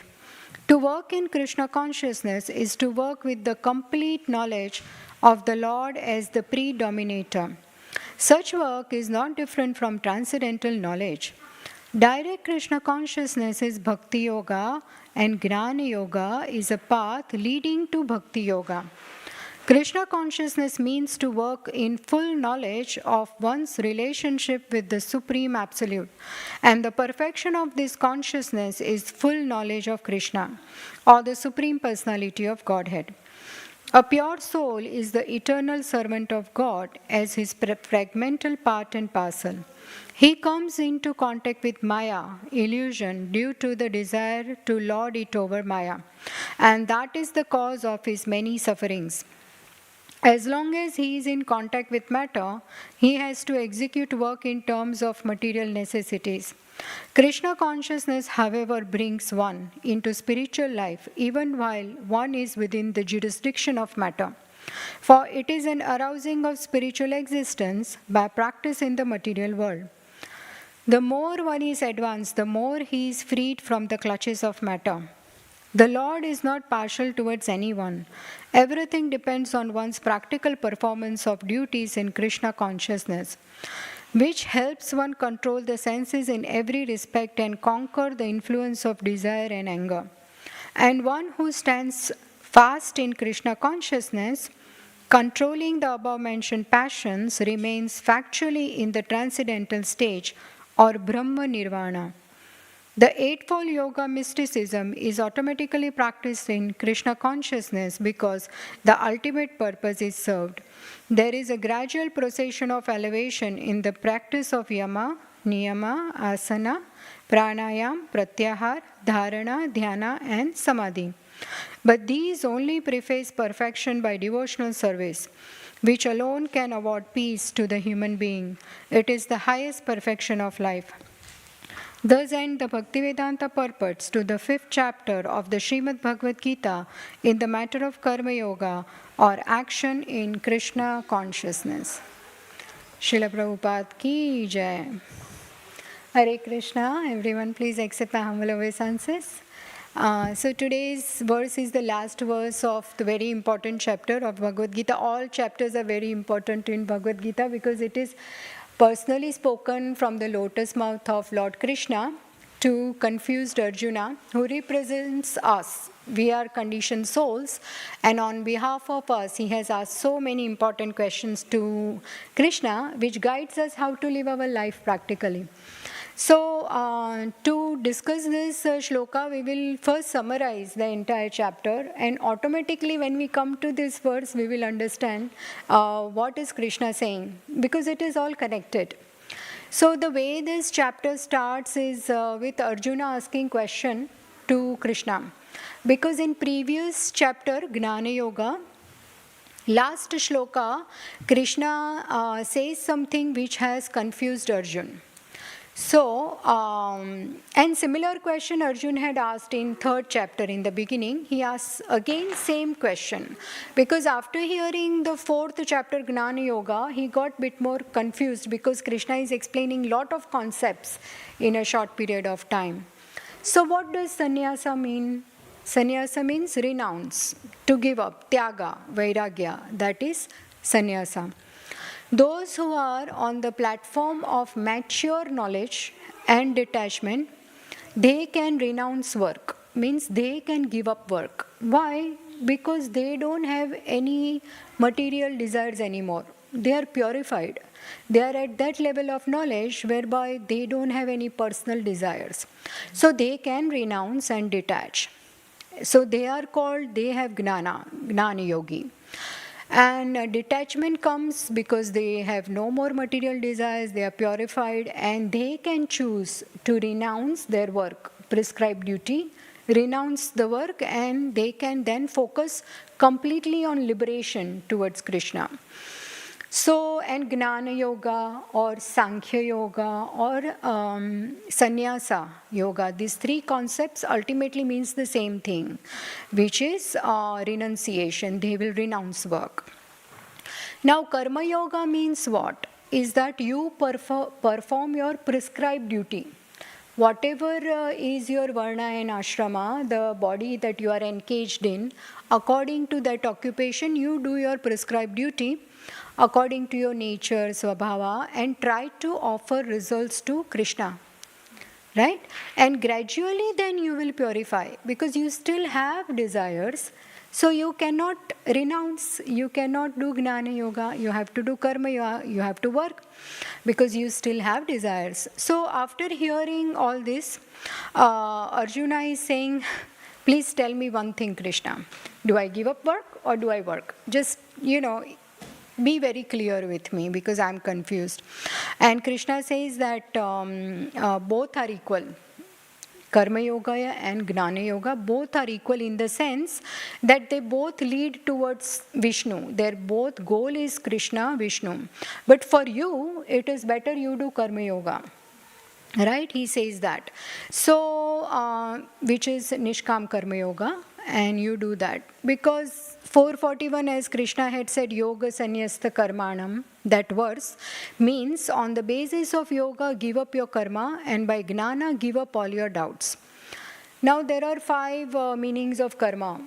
It could, depending on how it is used, karma is action, reaction, chain of action, reaction, prescribed work or fruitive work. Fruitive work is when we do something work, like we want the results. It is a selfish action, because we will not do it unless we get the results. So it is a fruitive work. So then Krishna said, Yoga Sanyasta Karmanam. That time he did not mean that you give up work, Arjun. What he said is that you do your prescribed duty, but you give up the fruitive action. Means you give up your desire of wanting the results. Do work, but with detached spirit, without wanting the results. So, and don't give up the work. So you do sannyasa in karma, not sannyasa of karma. Don't give up, do your work, but with a detached spirit. So prescribed action is performing your duty as Kshatriya. Arjuna's duty is to fight the war for dharma, and he needs to establish dharma, he needs to kill the miscreants and rule and protect people in a dharmic way. So fruitive action is action performed with attachment to fruits, results, and you have a desire to enjoy results. And so Arjuna, give up that kind of karma. So now things are clear. And then moving on, Krishna explains in the second verse that you are asking to choose one. Both are good, but engaging in karma yoga, to engage in prescribed duty and connect with Krishna, is better than karma sannyasa. So, giving up your prescribed duties. When Krishna said, do karma sannyasa, he is talking about don't renounce your karma, but renounce the spirit of enjoying. Do a selfless work. Because this concept is spoken already in second chapter, but then it is repeated here again. In 2.47, Krishna says, कर्मण्येवाति कारस्ते मा फलेषु कदाचन मा कर्म फल हेतुर्भूर मा ते संगोस्त्व कर्मणि. Means what? You have a right to perform your prescribed duty, but you are not entitled to the fruits of action. So never consider yourself the cause of the results of your activities and never be attached to not doing your duty. Now there are 4 kinds of vairagya or renunciation. There is a Falgu vairagya, Markat vairagya, Smashan and Yukta vairagya.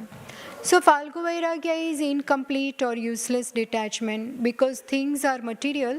People think let's give it up, and detach in that way. Then Markat vairagya means monkey looks renounced, but he doesn't have a home, he eats vegetarian food, but he's not renounced, he's full day enjoying sense gratification. Smashan vairagya is when someone dies, you go to crematorium, and for that time being you realize one day this is also my destination, and that brings vairagya in you. But that only lasts for a very short time and you are back to normal. And the last one is Yukta Vairagya, which is smart or complete or wise Vairagya.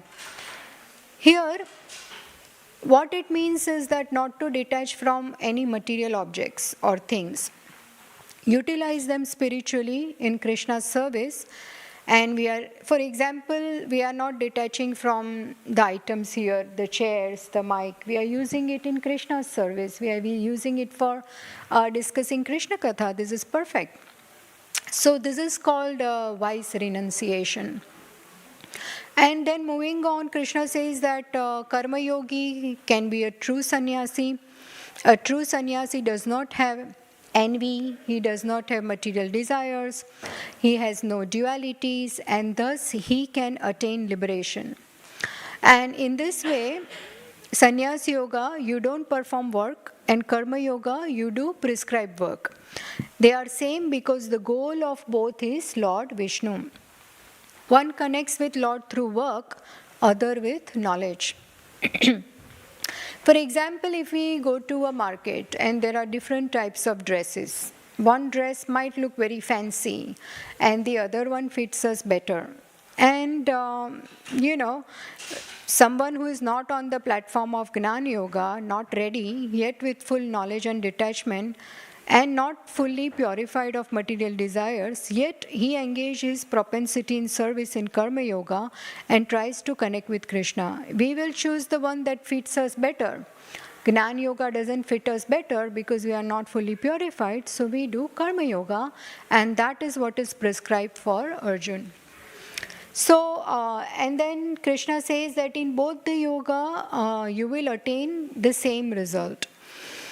Now in 7th verse, there is a very beautiful point by Krishna that what is the consciousness of mature Gnana Yogi? Yoga yukto vishuddhatma vijitatma jitendriya sarva bhutatma bhutatma kurvan apina lipyate. One who works in devotion, who is a pure soul, and one who controls his mind and senses is dear to everyone, and everyone is dear to him. Though always working, such a man is never entangled. Here, Yoga Yukto is one who performs Bhakti Yoga. Also, similar concept was explained by Krishna in chapter 3, verse 30.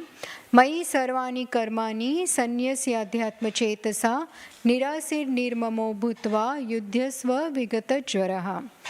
Therefore, O Arjuna, surrendering all your works unto me, with full knowledge of me, with desires for profit, with no claims to proprietorship and free from lethargy, fight. Yoga Yukta means you work in Bhakti Yoga or Karma Yoga. You be a pure soul who has mind and sense control, and thus he is dear to everyone, and everyone is dear to him. You will not discriminate in people, you see them as soul, and all the working, such a person is never entangled. So stay in this world, do your work, do your duties nicely, but with spiritual consciousness, and then there is no bondage. That's what Krishna is saying. So actions do not define how mature we are. It is the intention, our attitude, and our consciousness with which we are doing the action that shows that how mature we are. That's why this particular chapter talks about the mature action. So Krishna says to Arjuna that you maintain spirit of detachment. Understand you don't belong to this world. Try to offer everything to Lord and make your work mature, and thus you will not be entangled and there will be no bondage for you. So moving on then 7 to 12 verses, Krishna says, you are doer but yet you are a non-doer. Say you are Yoga Yukta. Every day we are doing so many activities. We eat, we sleep, we walk, we are moving, we are breathing, etc. But you don't get entangled because you are aloof. For example, there will be, the lotus leaf. Lotus leaf is waterproof. There is a water drop on it. But yes, it doesn't soak up the moisture. In the same way, here I will tell a story how it is possible that you live in this world but you are not of this world. So with a detached consciousness you can work. Janak Maharaj once was telling some Brahmanas who came to visit him. Now we know Janak Maharaj, he's such a big Rajarishi, he's a king. And he has to do so many duties, so many activities he has to do. And kingly duties, he has so many maidservants, palaces, opulence, wealth, power, so much is there. But he lives a very completely detached life. He is not attached to any of this wealth, and he is always focused in the Lord while doing his prescribed duty. So one day some Brahmanas came and asked him, how is it possible? How do you do it? You are managing such a big kingdom with so much power and wealth, but you are always focused on the Supreme. So he did not say anything, but he said, okay, I'll invite you for a feast. Why don't you come for a feast? I want to serve you all. So there are so many Brahmanas and they are invited, and one day they come and they are sitting down nicely on the floor. You know how previously they used to sit nicely cross-legged and take a bhojan in a religious nice way. So they were all sitting down. But as they sat down, they saw that there was a sword hanging on each Brahmana's head. Facing the head, the sharp bit will be facing with some distance. And this sword was hung by the horse's tail's hair. So thin it is, but it is strong, but it is thin, and it is hung like that. And then they have seen that, but Janak Maharaj says, sit. There is so much feast, one after. So many feast items are coming, very delicious items. And they are supposed to enjoy them. As the Brahmana is eating, their focus is always on that sword. What if it falls? It will cut us, we will die. So how can they enjoy the feast? But somehow they ate and they finished fast and they got up from that place. And then Janak Maharaj asked, how was the feast you enjoyed? The Brahmana said, what Maharaj? This sword is hanging. We were totally thinking of that. The minute it falls, what will happen? We were completely focused there. We could not really enjoy the feast. So Maharaj said, this is my whole point. Like feast, I am doing all my duties nicely, everything, prescribed duties, but my focus is on Supreme 100% all the time. So tomorrow if you ask me to go to forest and renounce everything, it will not affect me at all. Because palace is not mine, forest is not mine. What am I renouncing? This palace doesn't belong to me. Everything belongs to Krishna. And that is how, this is the whole point, that Yoga Yukta, you are here, you are doing all your work. Shri Shri Sita Ram Lakshman Hanuman ki jai, Radha Gokulananda ki jai, Gaur Nitai ki jai. So there are more stories. There is a gopis of Vrindavan. They wanted to cross Yamuna river. So then they came to Krishna for help. They said, we want to cross Yamuna river. We want to go on the other side because there is a great sage Durvasa Muni there. And they had prepared a big feast to feed him prasad. So Krishna said, okay, it is simple. You go to Yamuna and you tell Yamuna that if Krishna is brahmachari, then give us way. So the gopis started looking at each other and laughing and smiling. How is Krishna brahmachari? He spends time with us, he's associating with us. You know, we are all friends with him. So how can he be a brahmachari? So, but still, because Krishna said that, they went and they said it, and Yamuna parted. Yamuna gave way. So once they went on the other side, Durvasa Muni ate elaborated feast, lot of items, and then now they want to go back. So they are asking the sage again, how can we go back? This is how we came, but now, so he said, okay, you go and tell Yamuna that if Durvasa Muni is fasting, then you give us way. So then again the gopis started giggling, Are, we just fed him elaborated feast, how is he fasting? But they said, okay, this is great sage, so let's do it. So they went and said to Yamuna, if Durvasa Muni is fasting, give way. And the Yamuna parted, gave way, and they crossed nicely and they came. On the other side, Krishna is there. So they asked Krishna, how is this? How did this happen? We are confused. And please explain. So then Krishna said that gopis, you are very innocent. Please understand this.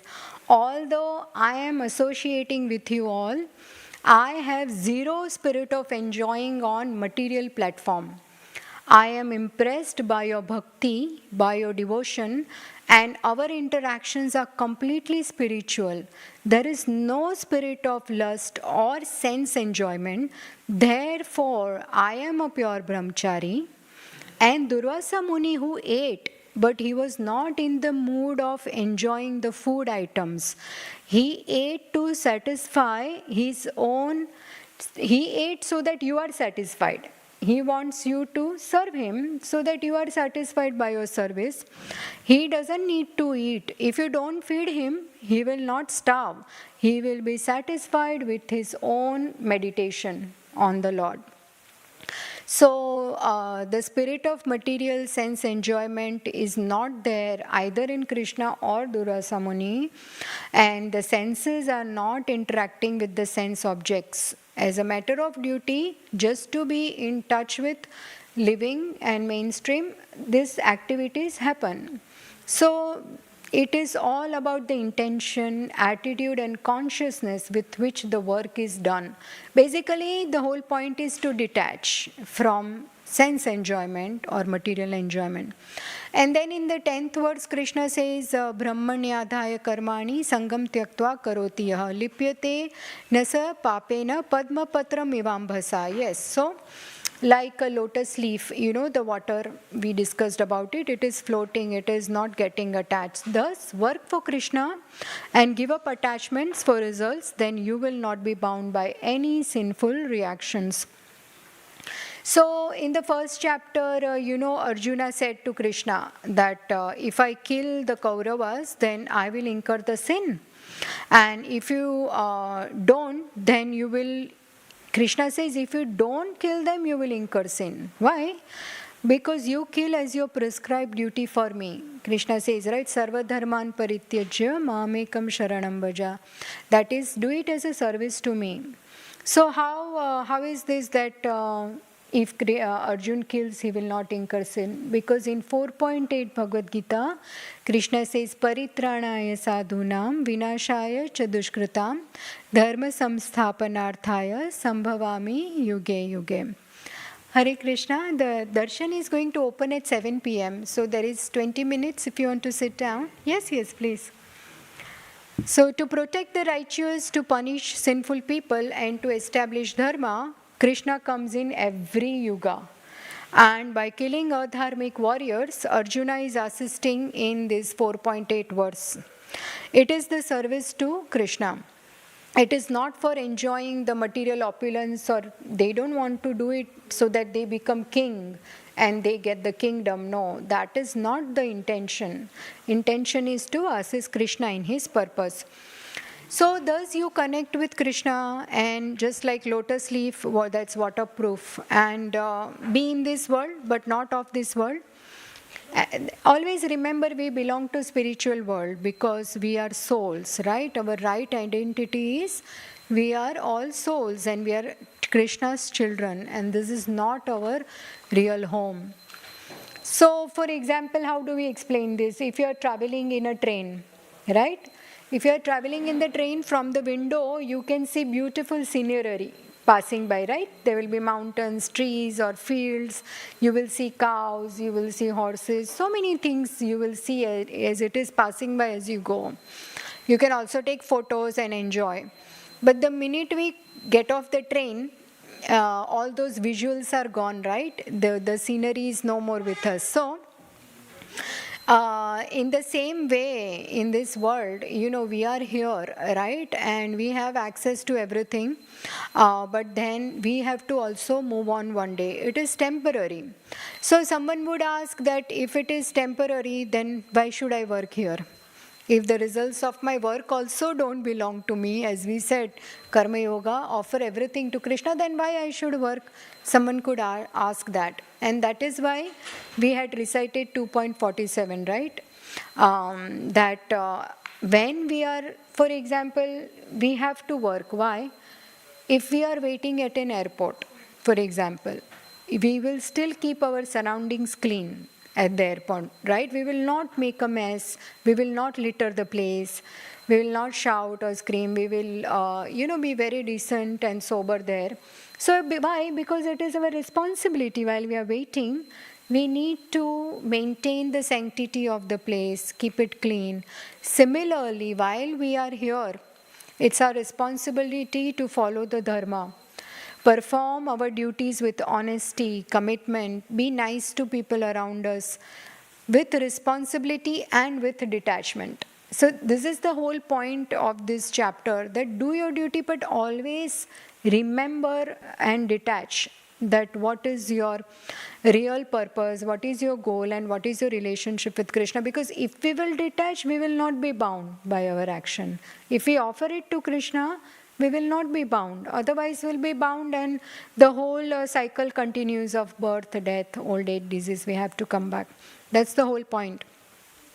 And moving on, Krishna says that body, mind, intelligence, senses, gross and subtle body, they perform their activities giving up attachment, and it leads to purity. Whoever works this way, it awards them purity. Selflessness makes you peaceful in our interactions and activities. Let's maintain service spirit that gives complete satisfaction of heart. Otherwise, there will be a bondage and frustration. And the summary of the 12th verse is there is a difference between the Karma Yogi and Karmi. A Karma Yogi gives up results of his activities and he is peaceful, and that leads to liberation. Whereas Karmi does with desire to enjoy fruits, thus this attachment leads him to bondage. That's the difference.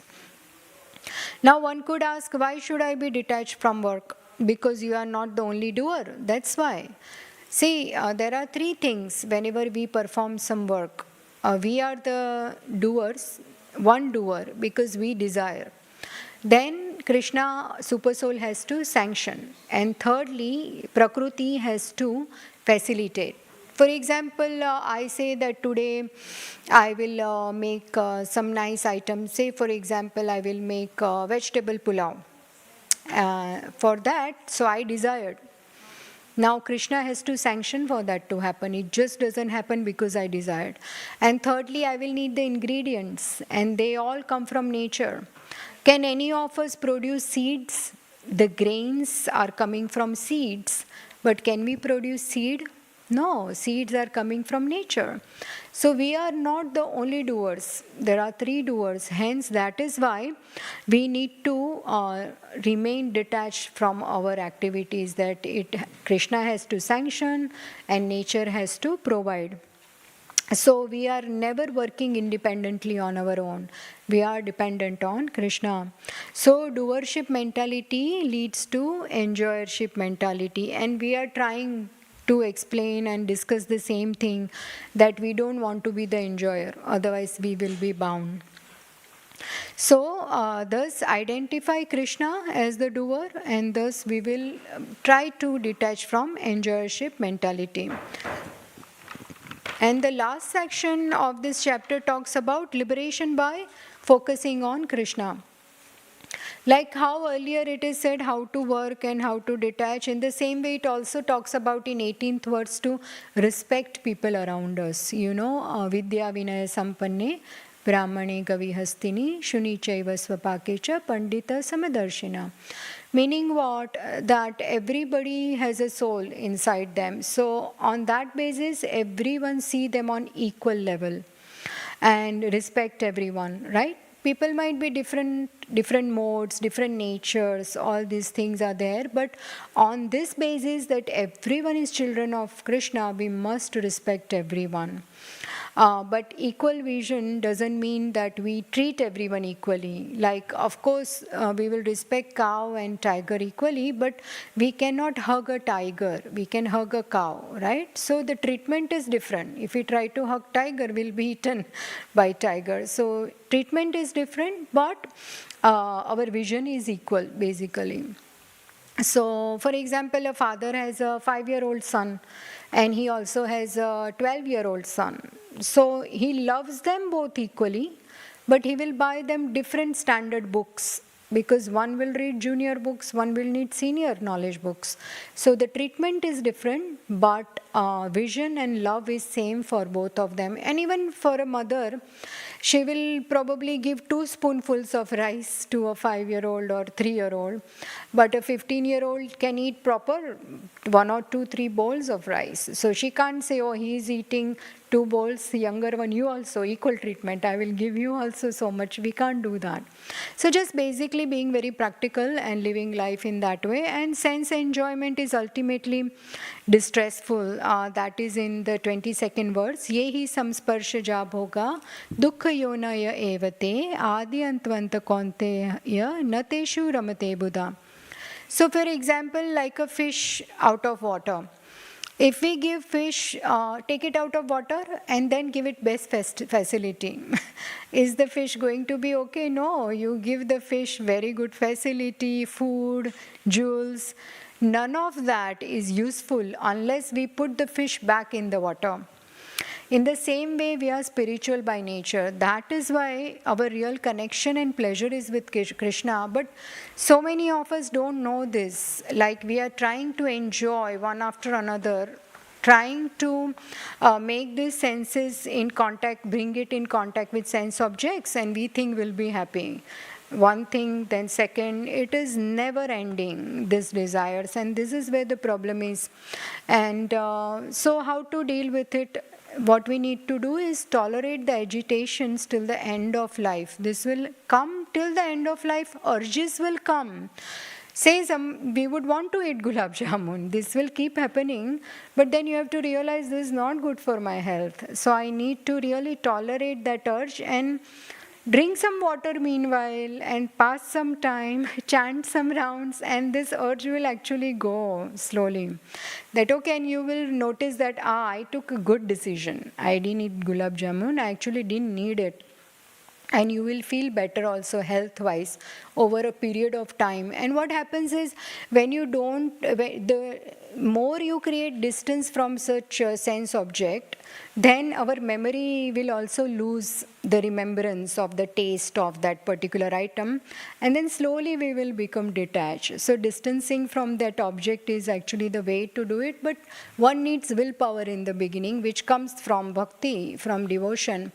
So shaknoti haiva yashodum praksharira vimokshanat kama krododbhavam vegam sayukta sa sukhi naraha So tolerate agitations till the end of life. And there are also other desires. People may want to become famous, may want to have so many followers. There could be lust of other things and urges. But this is the way we need to do, is learn the art to tolerate. Say for example, I have like a rash and I want to itch there. So if I itch, then I'll get some relief. But then I would want to itch even more and more and more. And then the rash will become worse actually.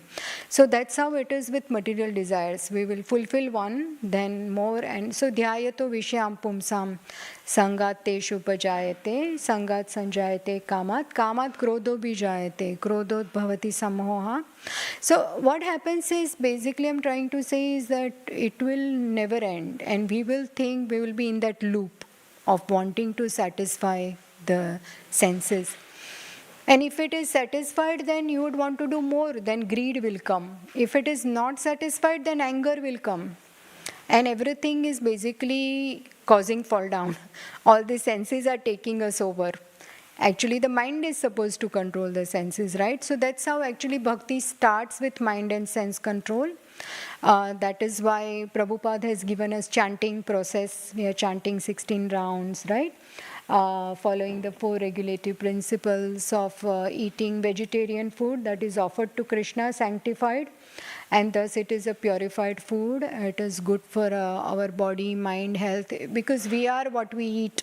If it is a sanctified food, then our thoughts, our actions will also be, in line, and they will all be help us, purify us, take good decisions, take good association. And thus we come to the last verse, today's verse, Bhoktaram Yagna Tapasam Sarvaloka Maheshwaram Suhrudam Sarva Bhutanam Gnatva Mam Shantim Ruchati. So what is Krishna saying by this verse? 3 things. Shantim Ruchati, the real peace comes when we understand these 3 things. We all want peace, right? How many of us want peace? Why are we here? So many of us are here, yeah. The Prabhu is smiling. We are here because we want peace, including me. So Krishna is the supreme enjoyer of all sacrifices and austerities. What is the first thing? Krishna is the supreme enjoyer. Let's accept this and believe this and understand this. Secondly, Krishna is the supreme proprietor. He owns everything. He owns all the planets and whatever is inside all the 14 planetary system. Krishna is the supreme well-wisher of all the living entities. He is our best well-wisher. So if we understand these 3 things, supreme enjoyer, supreme proprietor, supreme well-wisher, then what will happen? We will achieve supreme peace. So we do our duty for Krishna as an offering to Krishna, work on his behalf, then Krishna will protect us. So Krishna says, know me like this, then it is called Krishna consciousness. Srila Prabhupada titled this chapter as Action in Krishna Consciousness. What is Krishna consciousness? We are using this word so often in daily routine, in our discussions. It is to be conscious that Krishna is the enjoyer, I am not the enjoyer. Krishna is the proprietor, I am not the proprietor. Krishna is the supreme well-wisher, and I should be happy that he is there to protect me. I will be very happy when I will always be in this consciousness that he is there to protect me. Just imagine the all-powerful Lord Krishna, right? He is personally there to protect you. He is omnipotent, he is omnipresent, he is everywhere. He is within our heart. He knows our inner thoughts, our willingness, whatever we are thinking, Krishna is aware about everyone. So he knows, he will protect us. So just imagine, this is the all-powerful personality, Lord Krishna, is there to protect us. And the way to connect with Krishna is very easy, chanting the Hare Krishna Mahamantra. So a lot of us, I can see, are new here. Would you like to recite mantra? All of us know, right? It is very simple. Shall we recite together? Hare Krishna, Krishna Krishna, Hare Hare, Hare Rama, Rama Rama, Hare Hare. Thank you so much, but I want to hear louder. It is so many of you here. So we can recite loudly, shall we? Hare Krishna, Krishna Krishna, Hare Hare, Hare Rama, Rama Rama, Hare Hare. Shall we recite one more time with feelingly from our heart, as if we really need him right now? We need him, okay? Shall we do it with feelings? Yeah? Hare Krishna, Krishna Krishna, Hare Hare, Hare Rama, Rama, Hare Hare. Thank you so much, everyone. Very nice. Yeah. So Krishna is the supreme well-wisher, and I should be happy that he is there to protect me always. So we just need to remember this, and we have to remember this assurance given to us by Krishna. And this assurance and satisfaction cannot come from any other material activity. Therefore, we have to come out of the material consciousness, and we may have to deal with matter. Of course, we have to deal with matter every day, but we need to do it in spiritual consciousness. Means what? Remembering that everything belongs to Krishna. Three things. He is supreme enjoyer, he is supreme proprietor, he is supreme well-wisher. I had this one, she's not here with us anymore, but this one relative and aunt, I would say in Gujarati we call Masi. And she would say that every morning she would offer so many prayers. She had her tiny Bhagavad Gita and same verses, very nice routine. Wake up at 4 a.m. and pray and light a lamp and take very early bath. And this was her favorite thing to repeat every day. And I was, as a small child, I said, why do you repeat these three things every day? That he is the supreme enjoyer, proprietor and well-wisher. She said, it gives me throughout the day so much strength to go through the day. I will take right decision. I will be so happy that he is there to protect me. And I don't need anything else. It gives so much satisfaction knowing that I am not the controller. He is in charge. Like how a child will always run to a mother in danger. Even if there is a soldier with a gun or something, the child will not go to this powerful soldier or a policeman.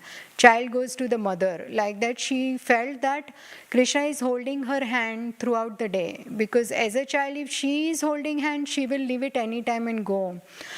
And I thought that was such a nice explanation. As a child, I did not understand much, but I do remember, as my mother would repeat her words later to us, that this is such a nice thing to repeat every morning, that Krishna, you are the enjoyer, you are proprietary, and you are my well-wisher, you are there to protect me. This is such a simple prayer, it seemed like, but I think it is sum and substance to be able to surrender with these thoughts, and then Krishna will definitely protect us. There is many things here. Actually, I had planned to speak about this concept from 3rd canto of Srimad Bhagavatam. It is quite technical also from 7th and 9th chapter, but seeing everyone, I have not seen you before. I come here regularly, except this Mataji is very senior. Thank you, Mataji, for being here so patiently hearing. So you are so humble. But everyone else seems like new here, so then I chose to just discuss this. But thank you so much. Thank you very much. Is there any question or anything you want to add? You have any question? Anything you want to ask? No? Okay, fine. So in few minutes, the darshan will open and there will be Gaur Aarti. So let's recite Mahamantra till then. Shall we do that until the curtains open? You can sing along with me. Grantraj Srimad Bhagavatam ki jai, Srila Prabhupada ki jai. Hare Krishna, Krishna Krishna, Hare Hare, Hare Ram, Ram Ram, Hare Hare, Hare Krishna, Krishna Krishna, Hare Hare, Hare Ram, Ram Ram, Hare Hare, Hare Krishna, Krishna Krishna, Hare Hare, Hare Ram, Ram Ram, Hare Krishna Krishna Krishna Hare Hare Hare Ram Ram Ram Hare Hare Hare Krishna Krishna Krishna Hare Hare Hare Ram Ram Ram Hare Hare Hare Krishna Krishna Krishna Hare Hare Hare Ram Ram Ram Hare Hare Hare Krishna Krishna Krishna Hare Hare Hare Ram Ram Ram Hare Hare Hare Krishna Krishna Krishna Hare Hare Ram Ram Hare Hare Hare Krishna Krishna Krishna Hare Hare Hare Ram Ram Hare Hare Hare Krishna Krishna Krishna Hare Hare Hare Ram Ram Hare Hare Hare Krishna Krishna Krishna Hare Hare Hare Ram Ram Hare Hare Krishna Krishna Krishna Hare Hare Hare Ram Ram Hare Hare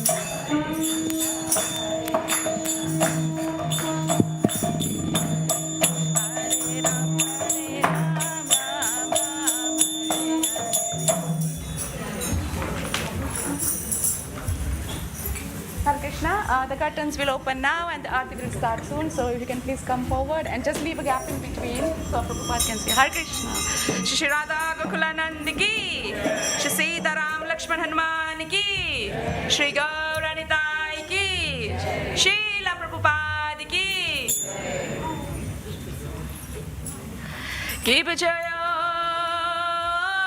Jaya Gaurachandra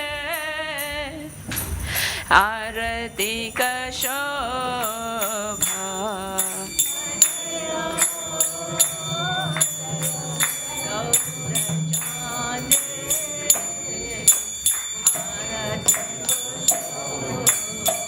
Ki Jaya Jaya Gaurachandra Arati ka shobha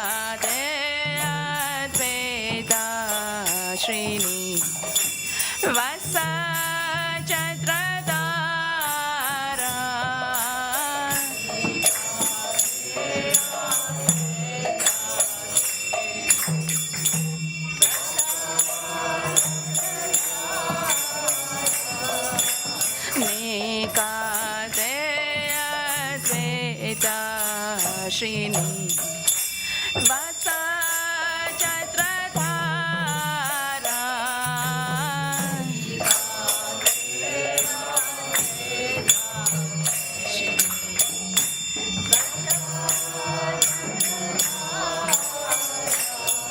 बशे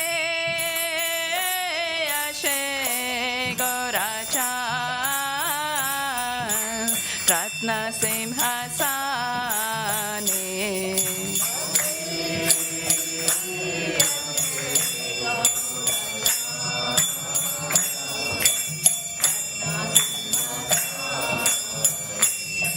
बशे अशे गौराचा रत्न सिंहासने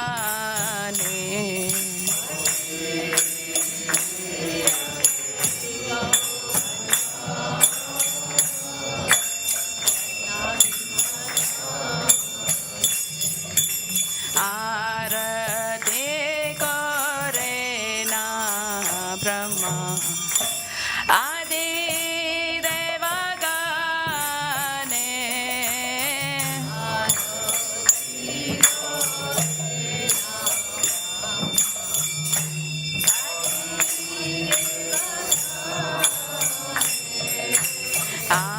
आरती करे ना ब्रह्मा आदि देवगणे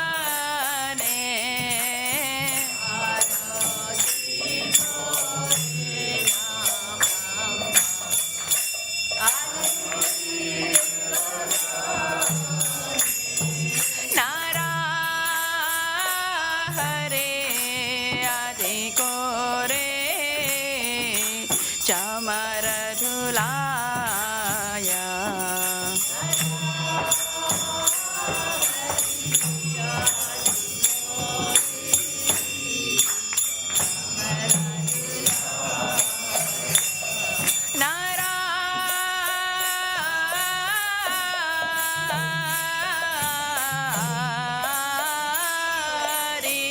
आदि कोरे चमर धुलाया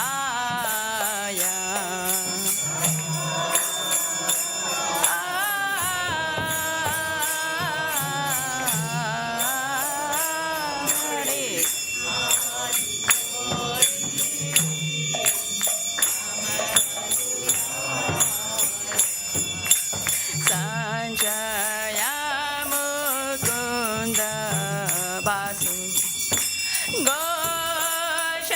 घोषाधिगाया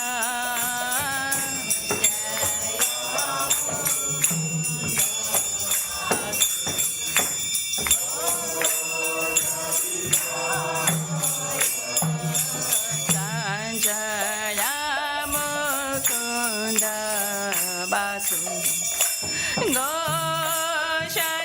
घोषाधिगाया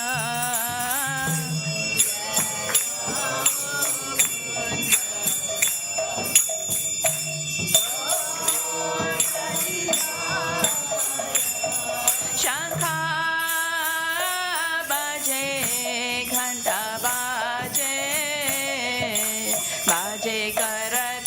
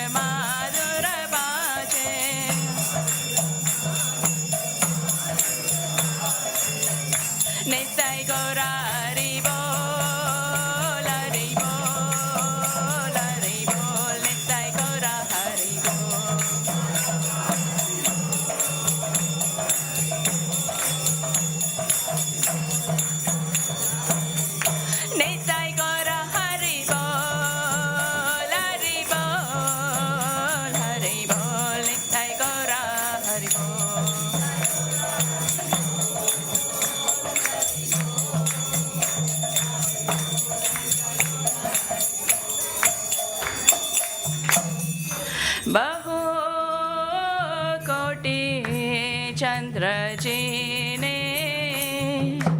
वदन Ujjwala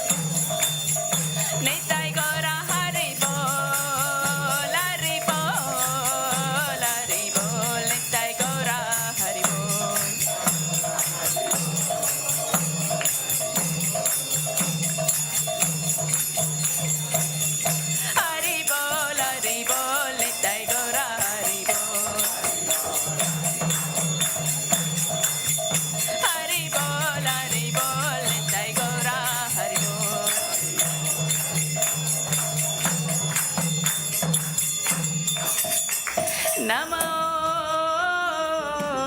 Vishnupadaya Krishna Prishtaya Bhutale Srimate Bhaktivedanta Swami Namine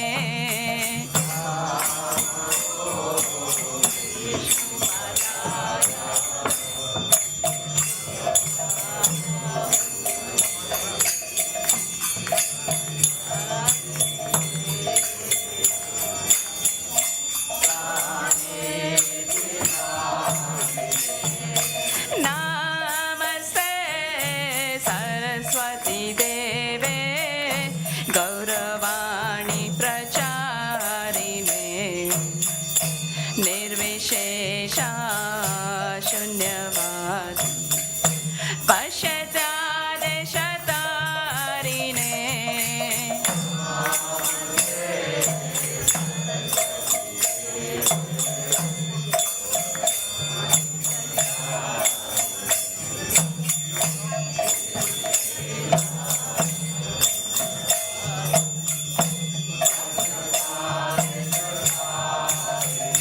Jaya Shri Krishna Chaitanya Prabhu Nityananda Shri Advaita Gadadhara Shivasadi Gaur Bhaktivinoda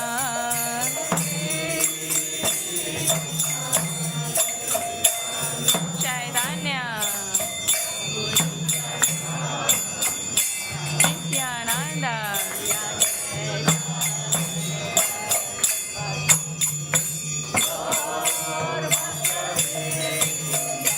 Jaya Shri Krishna Chaitanya Prabhu Nityananda Shri Advaita Gadadhara Shivasadi Gaur Bhaktivinoda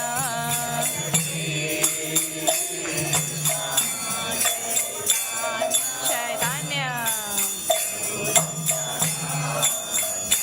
Nityananda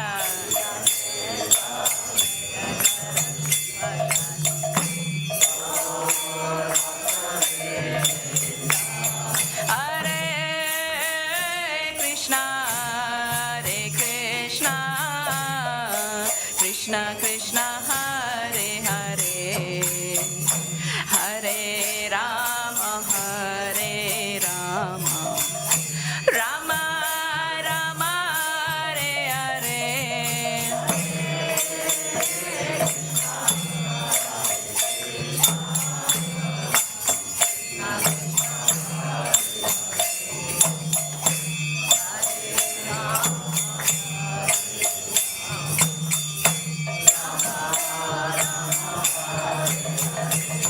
Hare Krishna Krishna Krishna Hare Hare Hare Rama Rama Rama Hare Hare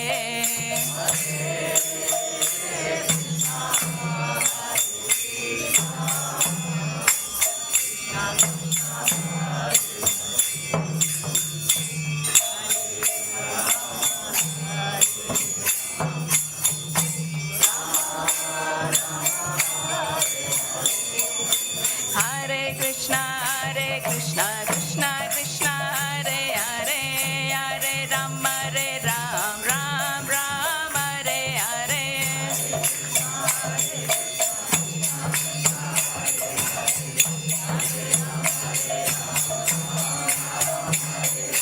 Hare Krishna Krishna Krishna Hare Hare Hare Ram Ram Hare Hare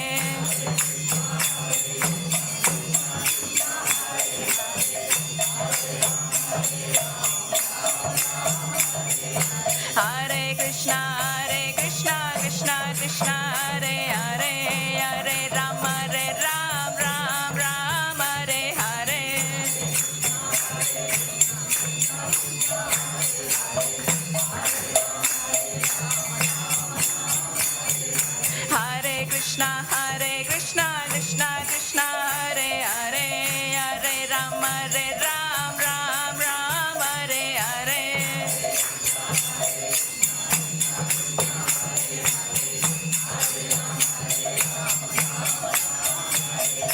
Hare Krishna, Krishna Krishna, Hare Hare, Hare Ram, Ram Hare Hare.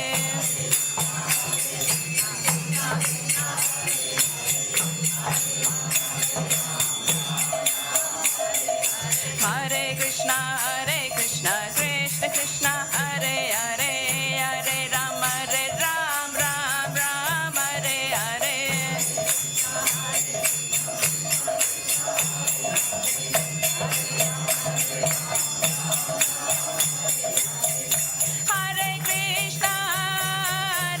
Krishna, Krishna Krishna, Hare Hare, Hare Rama, Rama Hare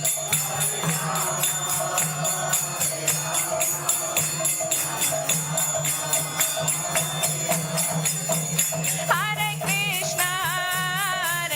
Krishna, Krishna Krishna, Hare Hare, Hare Rama, Rama Hare Hare.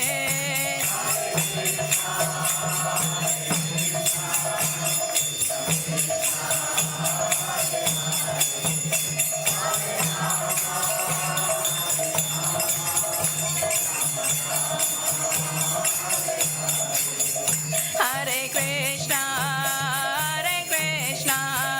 Krishna Krishna, Hare Hare, Hare Rama, Rama Hare Hare.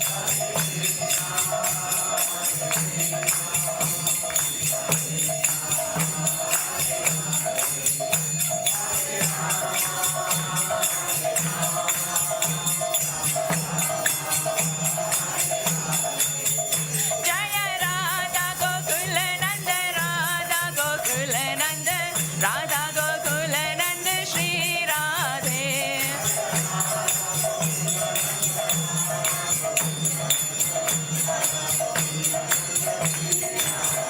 Jaya Radha Gokula Nanda, Radha Gokula Nanda, Radha Gokula Nanda, Shri Radhe.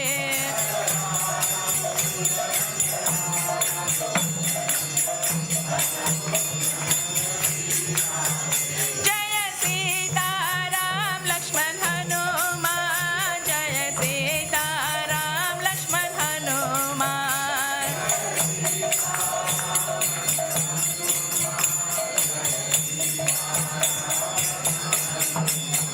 Jaya Gauranitai, Gauranitai, Gauranitai, Jaya Gauranitai.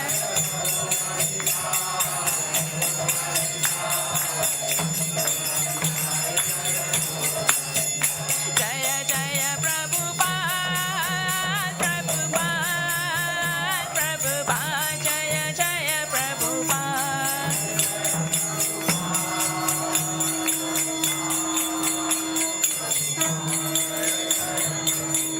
Nitai Gaura Hari Bol, Hari Bol, Hari Bol, Nitai Gaura Hari Bol.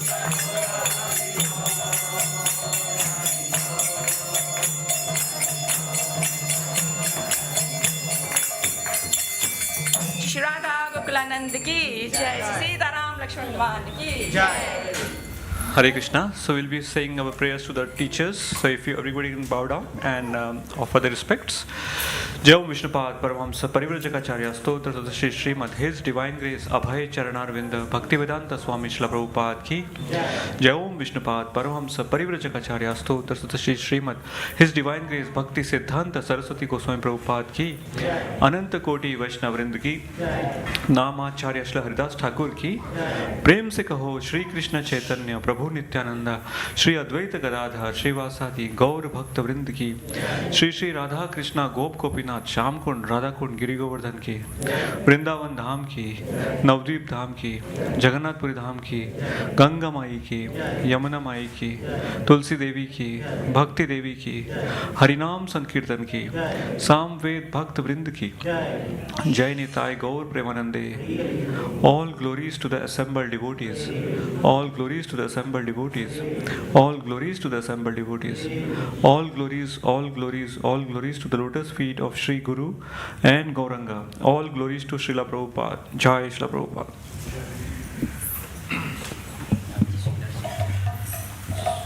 So we'll be singing Narsingha prayer, so if everybody can still be seated.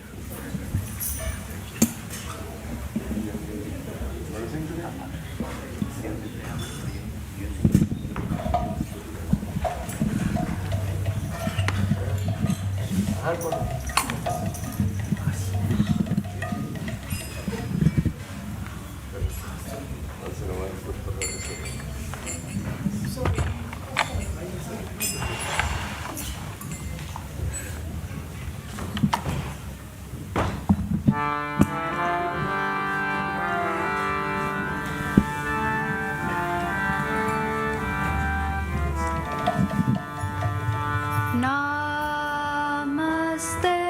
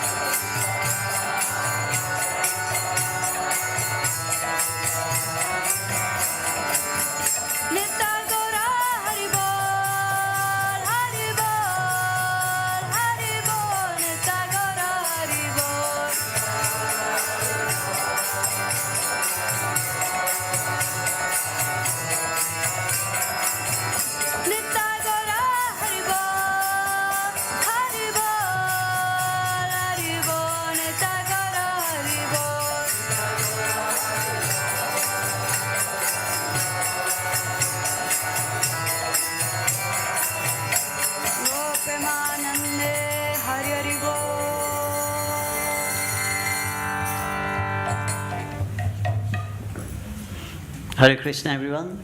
After Prasad, we'll be continuing with the Kirtan, so please do join until 9 o'clock. After at 9 o'clock, there'll be Aarti. So please join us. Hare Krishna.